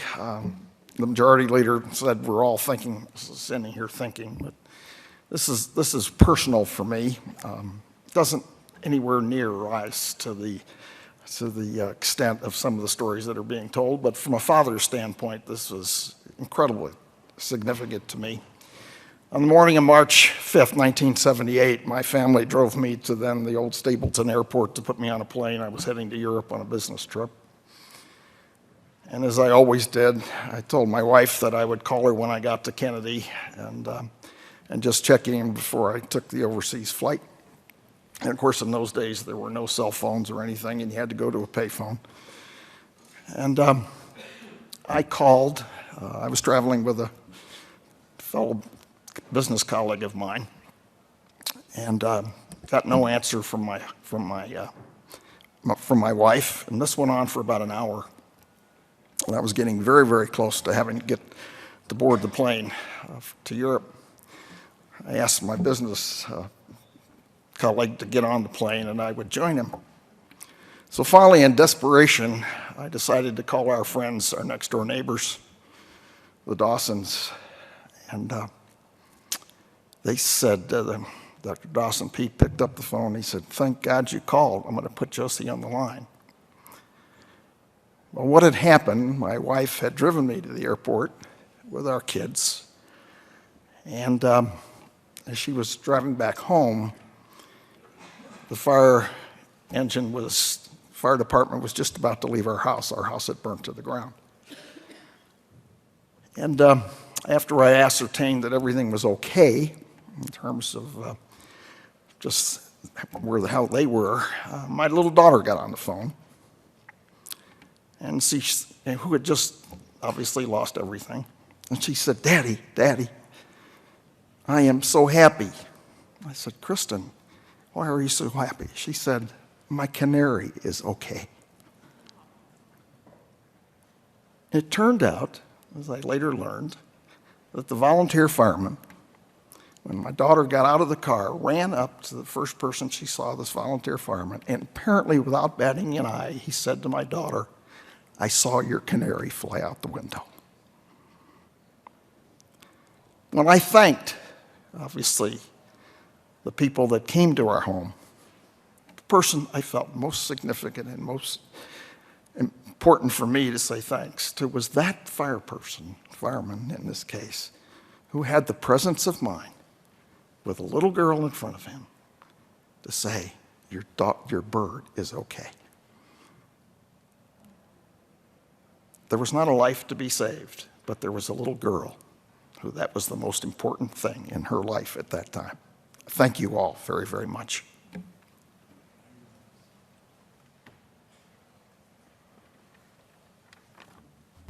Senator Hill. Thank you, Mr. President. It is deeply encouraging to be here today and celebrate all these different stories of community and helping one another and the role that our first responders have played in that. So thank you all very much, and it's with a great joy I get to thank Officer Mike Palmer, the Colorado Springs Police Department. Mike, are you here? Mike was able to make it. All right. Well, when I read this, it's deeply personal for my family. My third out of four, Ellis, who's 6 now, right when she hit about 1 year old, she got this habit, if you will, where if she got upset and she started crying, she would cry to the point where she stopped breathing. And the first time it happened, we were quite taken back, didn't know what to do. Of course, we called 911, and by the time they got there, Ellis was breathing again. And I've just got to tell you that the calm response, the comfort of having someone there who knew what they were doing, is part of what set the stage for the next year. For the next year, she would do this off and on. Multiple times, she'd end up going to the hospital. In each and every case, she was okay eventually. But it created this habit with us. For every time she'd cry over the littlest thing, our nerves would instantly be on edge. The phone would be out. And through all of the worry about what was Ellis going to do and what was going to happen, there was that calming notion to know that there were people just a few minutes away who knew what they were doing, who could handle the situation. And so it's with just the gratitude of every single parent out there who's watched our helpless little children or our helpless little grandchildren fight through some of these things that we can say thank you to Officer Mike Palmer of Colorado Springs Police Department, who saved on December 17th last year, saved the third life of his career, responding to the call of a child not breathing. And Officer Palmer, God bless a man who knows how to give CPR to an unconscious 13-day-old baby. That child was taken to Memorial and ultimately reported in stable condition. But God bless those who are able to handle so many different situations with such calmness, with such professionalism from the bottom of our hearts. As parents, as friends, as colleagues, we say thank you. Senator Marble. Thank you, Mr. President. I'm here to thank those angels among us, those first responders who come in different uniforms, or just a pair of jeans and a t-shirt. I've really had some incredible experiences with first responders in those different uniforms, from the jaws of life, from a car wreck where our truck was so embedded in another vehicle they couldn't separate them. And the truck wasn't turning off and it was gonna blow. But nobody backed off. They came and responded and got everyone out. There was fatalities, but they were there and they saved everyone they could. Another one was Flight for Life for my son when he and his Marine Corps buddies were out doing their stunting, and of course there was a motorcycle wreck, and Flight for Life was there, and I cannot thank enough for the phone calls and the fact that I got up to Estes Park. But when my sons, well, it just didn't look too good. So their MRI was down, and immediately Flight for Life was there and took him down to Loveland. And he did good. He did good. But the way and the manner that the first responders are there and the way they treat you is just incredible, because they are always very calm. The other response that I had with first responders came with a phone call. My children's father's plane didn't land. And immediately I went into my first responder mode as a parent, called the schools, the coaches brought my oldest son home, and I went and picked up my youngest. And we held vigil waiting to see what was going to happen. There was no flight plan, and so it made it very, very difficult. But what had happened, they did have a reader who was very good at radar, and after 5 days, that's all my sons wanted to know, was if their father was alive, was he suffering, did he have a broken leg, I mean, what was going on, you know, the type of things that children think. But things didn't look good. He did go down in a pretty bad storm. Here, you know, on this side of the mountains, it was just rain as usual. I remember I was out there helping a friend move a refrigerator, and I just thought, oh gosh, we needed this rain so bad, but I had no idea what was happening in the mountains. Pretty soon, after 5 days, the Civil Air Patrol, who had been running grids across Rocky Mountain National Park, they got a call from the radar reader and said he's on Comanche Peak. They immediately responded, even though the sun was going down, and found it. They found the wreckage, which was amazing in itself, because the wreckage was so scattered and the pieces so small. I mean, it was a miracle they found it. And at that point, they said, we're coming in for coffee, which meant that they had found the wreckage. Immediately dispatched a helicopter and landed some search and rescue. And no survivors, but there was closure. And closure because people, during those 5 days, those first responders had always been there with my sons, assuring them they would find their dad. They would do that, and they would assure them, and they would be there and bring him back.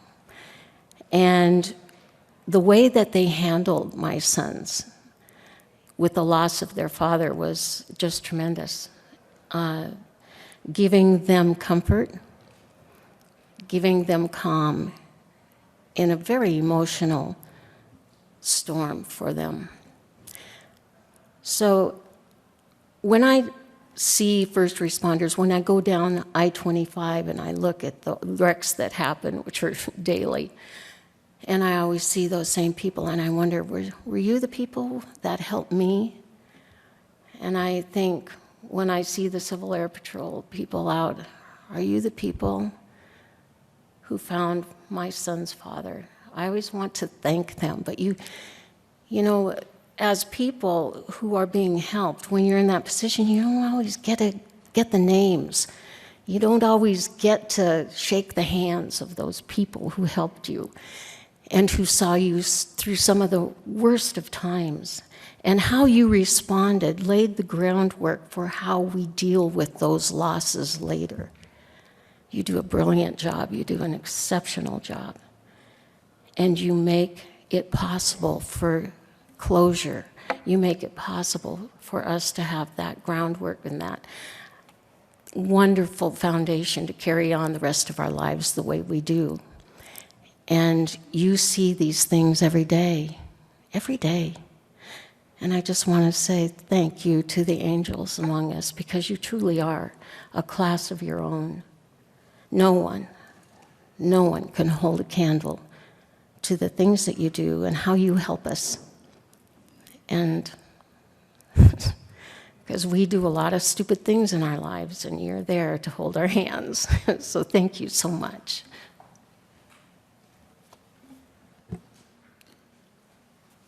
Senator Sheffel. Majority Leader Sheffel.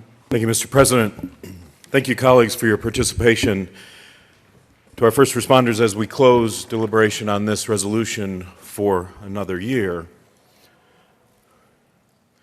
please leave this place knowing that we are grateful for what you do.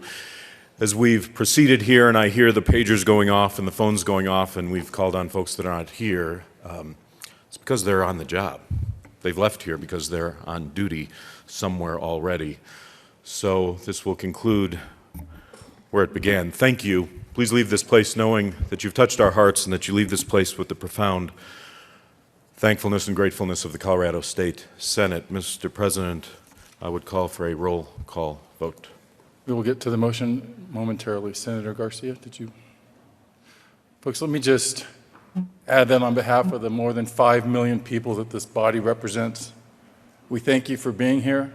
We are honored by your presence. We pause in legislative time to honor you because we know you never pause when we call you.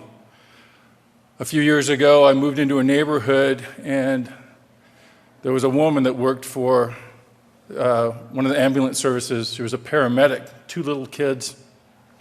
I was new to the neighborhood.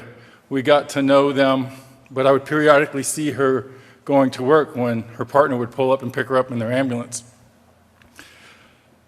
And every time she got in, something was different. It wasn't just her uniform. I thought, is that the same woman that I just met, the woman that I just talked to the other day? I was still new in the neighborhood. I'm sorry, but something was different. Every time she got in the ambulance, she looked bigger than I remembered. And it wasn't anything to do with microbeads. And then one day I saw her running a little bit late to get in the ambulance, and she was pulling on her shirt over what was obviously a flak vest. A flak vest. And I thought, that's weird. I thought we lived in a pretty good neighborhood. And so I caught her one day and I said, what are you doing putting on that flak vest when you get in your ambulance? She goes, it keeps me from getting stabbed. And she's being a little bit flippant, as if I should know. And I was really taken aback. What do you mean? Is that rare? She goes, no, it's actually almost every shift. Somebody with some object that they're trying to help, that you're trying to help, is trying to hurt you, and I couldn't believe it. Almost every shift. And since then, we've come to know that that happens to a lot of you almost every shift. And I know we've run legislation. We're not at liberty to talk about those issues. I knew a woman that worked in an ER that was up here lobbying one day because they are under constant attack as they're reaching out to help you. And I did want to mention the folks that are in this building with us every day. Our colleague mentioned or offered them a shout out, but after serving in the General Assembly, the peaceable assembly for 15 years, I can tell you there are days where it's not so peaceful here Senator Kerr mentioned them. I actually get to use your surnames. Senator Kerr comes with a job. Mentioned the days that we are under threat from others outside this building, but the threats are often inside this building. There are protests here and there are rallies here, not always peaceful. There was a threat a few years ago, which many of you recall. Some of you were in the building the day that the governor was threatened.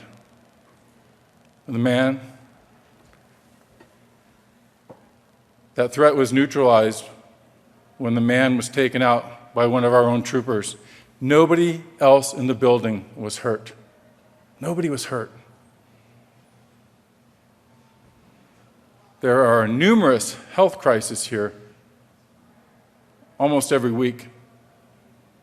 Thefts, there are threats to each other from those outside, as I mentioned a few years ago.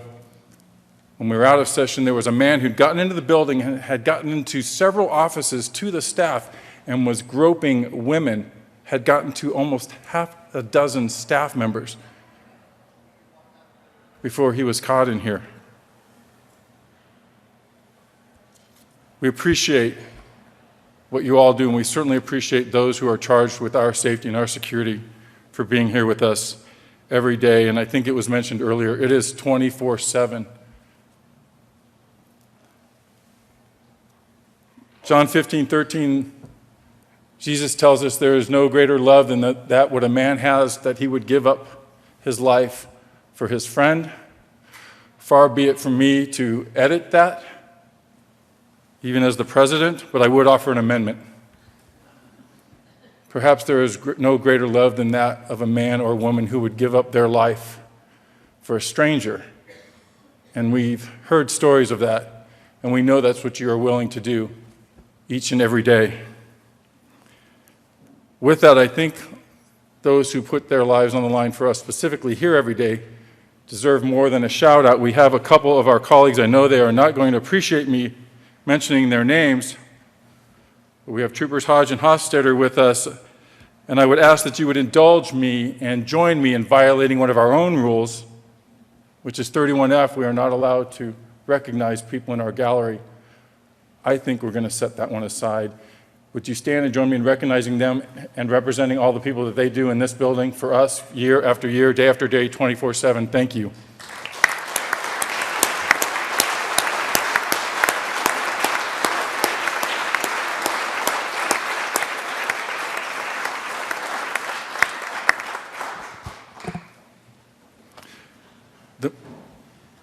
Senator Garcia.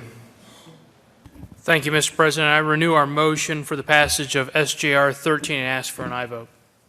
The Majority Leader has requested a roll call, and I think in addition to that, obviously to honor those who were able to join us and all of those that you represent, we will do a roll call, which is reserved for extremely special occasions. This certainly qualifies for that. And I think in honor of those members that you have served with and those who can't join us because they paid the ultimate price, we will also ring the Senate chimes. Mr. Majors. Senators Aguilar. Excused. Balmer. Balmer, aye. Baumgartner. Baumgartner, aye. Carroll. Carroll, aye. Cook. Cook, aye. Crowder. Crowder, aye. Donovan. Donovan, aye. Garcia. Aye. Garcia, aye. Grantham. Grantham, aye. Guzman. Guzman, aye. Heath. Heath, aye. Hill. Hill, aye. Hodge. Hodge, aye. Holbert. Holbert, aye. John. John, aye. Johnston. Johnston, aye. Jones. Jones, aye. Kafalis. Kafalis, aye. Kerr. Kerr, aye. Lambert. Lambert, aye. Lundberg. Lundberg, aye. Marble. Marble, aye. Martinez Humanic. Martinez Humenick, aye. Merrifield. Merrifield, aye. Neville. Neville, aye. Newell. Newell, aye. Roberts. Roberts, aye. Sheffel. Sheffel, aye. Scott. Scott, aye. Sonnenberg. Sonnenberg, aye. Stedman. Stedman, aye. Todd. Todd, aye. Ulibarri. Ulibarri, aye. Woods. Woods, aye. Mr. President. Aye. Mr. President, aye. 34 ayes, 0 noes, 0 absent, 1 excused. Senate Joint Resolution 13 is adopted. Senator Garcia. Thank you, Mr. President. I ask that today's current roll call be added as co-sponsors. The morning roll call will be added as co-sponsors without objection.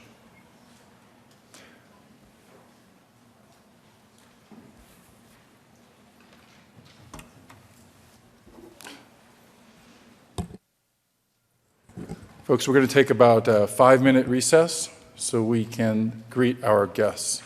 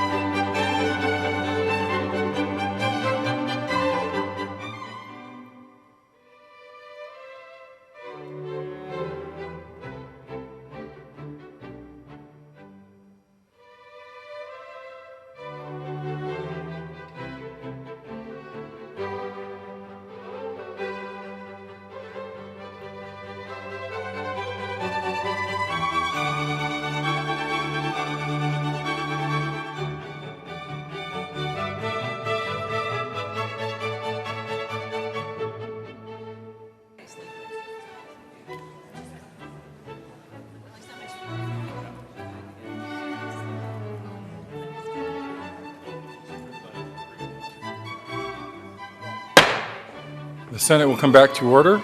Consideration of House amendments to Senate bills. Mr. Majors, please read the title of Senate Bill 116. Senate Bill 116 by Senator Stedman and Representative Garnett concerning needle stick prevention. Senator Stedman. Thank you, Mr. President. I move that the Senate concur in House amendments to Senate Bill 116. Discussion? Thank you, Mr. President. The House made just a few very minor changes. They substituted the word minuscule for the word trace, and they clarified some Fourth Amendment issues regarding the legality of searches and stops. Quite small of them, wasn't it? Minuscule, in fact. Further discussion? Are there any no votes? With 35 ayes, 0 noes, 0 absent, 0 excused, the Senate concurs to House amendments to Senate Bill 116. Senator Stedman. Thank you, Mr. President. I move for the repassage of Senate Bill 116. And colleagues, it's fitting that we pass this bill, give it final approval today, because this is a bill that is intended to help protect first responders from accidental needle sticks when they have encounters with people that are in possession of syringes. And we've spent quite a bit of time this morning talking about our gratitude to our first responders, and hopefully this is a bill that keeps them just a little bit safer. I ask for an aye vote.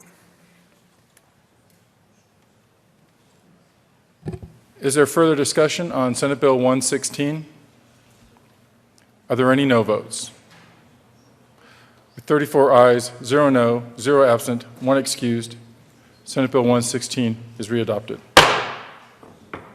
Co-sponsors. Minority Leader Carroll. Senator Jones, you're already on. Senator Kafalis. Senator Merrifield. Senator Todd. Senator Roberts, Senator Kerr,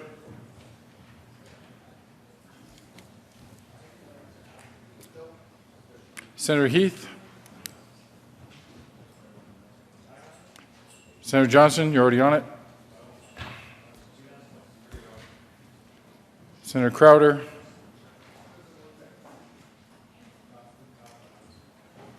Senator Martinez-Humenick,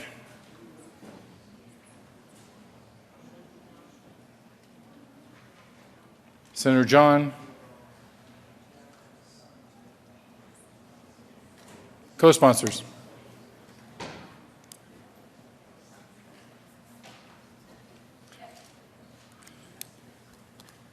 Consideration of Governor's Appointments Consent Calendar. Mr. Majors, please read the title to the appointments on the Governor's Appointments Consent Calendar. Members of the State Housing Board for terms expiring January 31st, 2019, Raymond Timothy Hudner of Grand Junction, Colorado, a Republican and resident of the 3rd Congressional District, reappointed. Barbara Cleland of Aurora, Colorado, a Republican and resident of the 6th Congressional District, reappointed. Mr. Majority Leader. Thank you, Mr. President. I move that the Senate confirm the governor's appointments listed on the consideration of governor's appointments consent calendar, which includes members of the State Housing Board.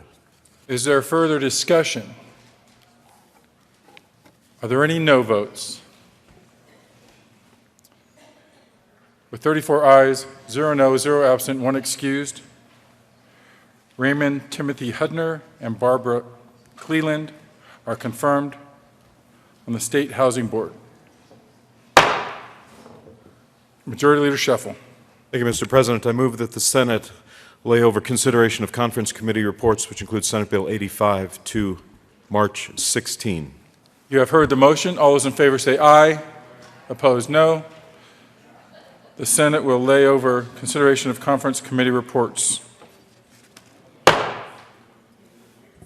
Committee reports. March 12, 2015, Committee on Transportation, after consideration of the Mayor's Committee recommends following Senate Bill 179 be postponed indefinitely. March 12, 2015, Committee on Transportation. After consideration of the Mayor's Committee recommends the following. House Bill 1209 be referred to Committee of the Whole favorable recommendation with the recommendation be placed on the consent calendar. March 12, 2015, Committee on Transportation. After consideration of the Mayor's Committee recommends the following. House Bill 1134 be referred to the Committee of the Whole favorable recommendation with the recommendation be placed on the consent calendar. Announcements.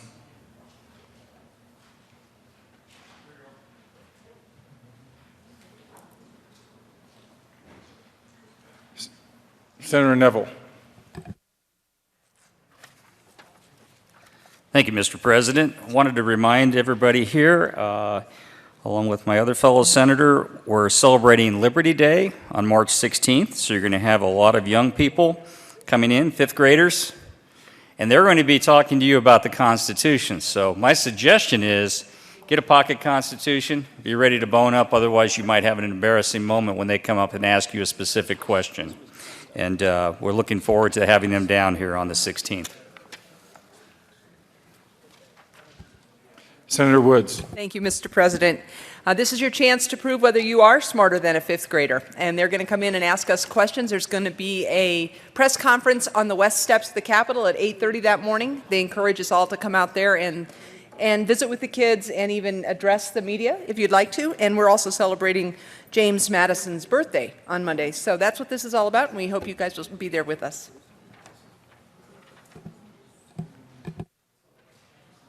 Senator Todd. Thank you, Mr. President, and I do want to make sure that you remember you got this flyer earlier this week, but on Monday, the Aerospace and Defense Caucus Luncheon is being held and would encourage all of you to come.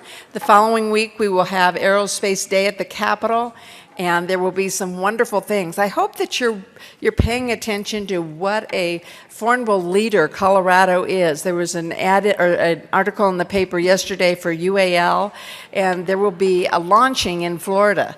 But because the launching takes place in Florida, Colorado is very much a part of that. And so I encourage you to come, join us for the caucus, learn more about it. It's in room 0107. I could even read lips. And from 12 to 1:30. So please come and join and get on the bandwagon of supporting aerospace in Colorado. Thank you. Senator Kerr. Thank you, Mr. President, and my colleague and I would like to remind you about Monday being Koyak Day. And in case you don't remember what Koyak stands for, you did vote for it, or many of you did vote for it at some point in the last few years. This is the Colorado Youth Advisory Council. These are young people from each one of our Senate districts that are very involved in the process of making good policy here in the state. They've been down here to the Capitol once already this session. They will be here again on Monday. And they are having their policy recommendation presentation Monday, March 16th from noon to 1 p.m. in Senate Committee Room 356. So this is where they will be presenting the policy recommendations that they have formed as the Koyak has met and looked at different policies. They've focused on behavioral health, K-12 education testing, public safety, and water. They will be presenting their recommendations to us. And of course, we can only hear those recommendations if we are actually there. So they've invited us to come and listen to those. Senator Roberts. Thank you, Mr. President. We also want to point out that there's a flyer on your desk, but on the back of that, it lets you know what youth is from your Senate district. They will be wanting to see you, say hello, maybe shadow you for an hour if possible. And it is possible that we have vacancies in some of the Senate districts. So if you see your Senate district as one having a vacancy, the Youth Council actually fills its own vacancies. It's not up to us to appoint them, but certainly if you can think of any youth in your district who might be interested, we would love to have the full complement of 40 youth on Koyak. So please point them in the direction of Koyak's website, which is koyak.org, and hope you can join us on Monday. Senator Kerr. Thank you, Mr. President. And at the bottom of the flyer is the RSVP information. If you can make it on Monday at noon, since they do want to have food available for legislators, please RSVP, or you can even let one of us know, and we will make sure that your RSVP gets there so they can order the correct amount of food. Thank you. Further announcements? Majority Leader Scheffel. Thank you, Mr. President. Request a moment of personal privilege. Granted. Thank you, Mr. President. Colleagues, as we conclude our business today in the closing moments, the good students from Bellevue Christian Academy have joined us on the floor. Among them is one Victoria Mallory, who has distinguished herself and been awarded by her school as an outstanding student performer. I recommend if you congratulate Victoria, you may recognize her. She is the daughter of the Senate Majority Chief of Staff, Jesse Mallory, who's here with his family today. I might add, be nice to Victoria. She's also a black belt in karate and is a very capable young lady. Please join me in congratulating and welcoming Victoria and her colleagues.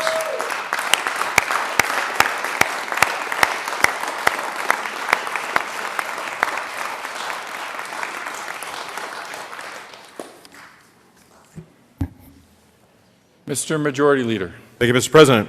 Colleagues, as we conclude our business, just a couple of announcements. One, we will be recessing till early this afternoon. We just have a couple of bills we're going to be reading over. You do not need to return for that.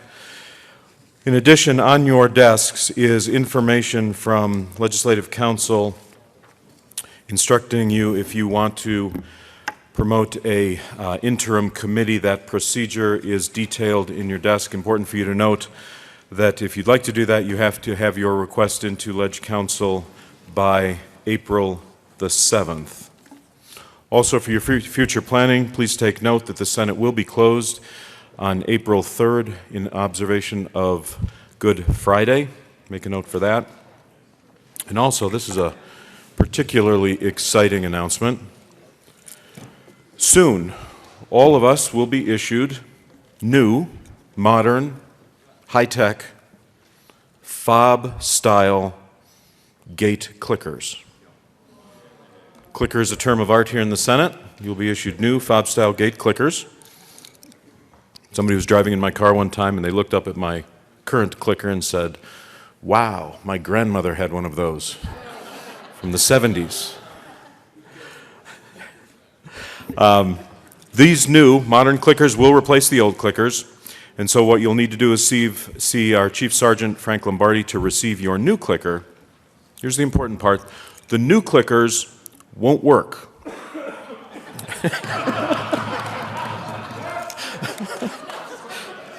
Hold it. I'm not The done. House purchased them. They're for looks only. They won't work with the gates just yet, so you'll need to hold on to your old clickers for the moment. But, big day, on the moment of Monday, March the 23rd, the parking gates will be reprogrammed to work with the new clickers, and from that time forth, the old clickers will cease to operate. At that point, you will want to return your old clickers to the sergeants who will recycle them. I don't know how, but they will recycle them. We'll give more reminders on this as it progresses. With that, Mr. President, I would move that the Senate recess to 1 p.m. today. You have heard the motion that the Senate recess until 1 p.m. today. You do not have to return. We're just reading a couple bills across. All those in favor say aye. Aye. Opposed, no. The Senate will be recessed until 1 p.m.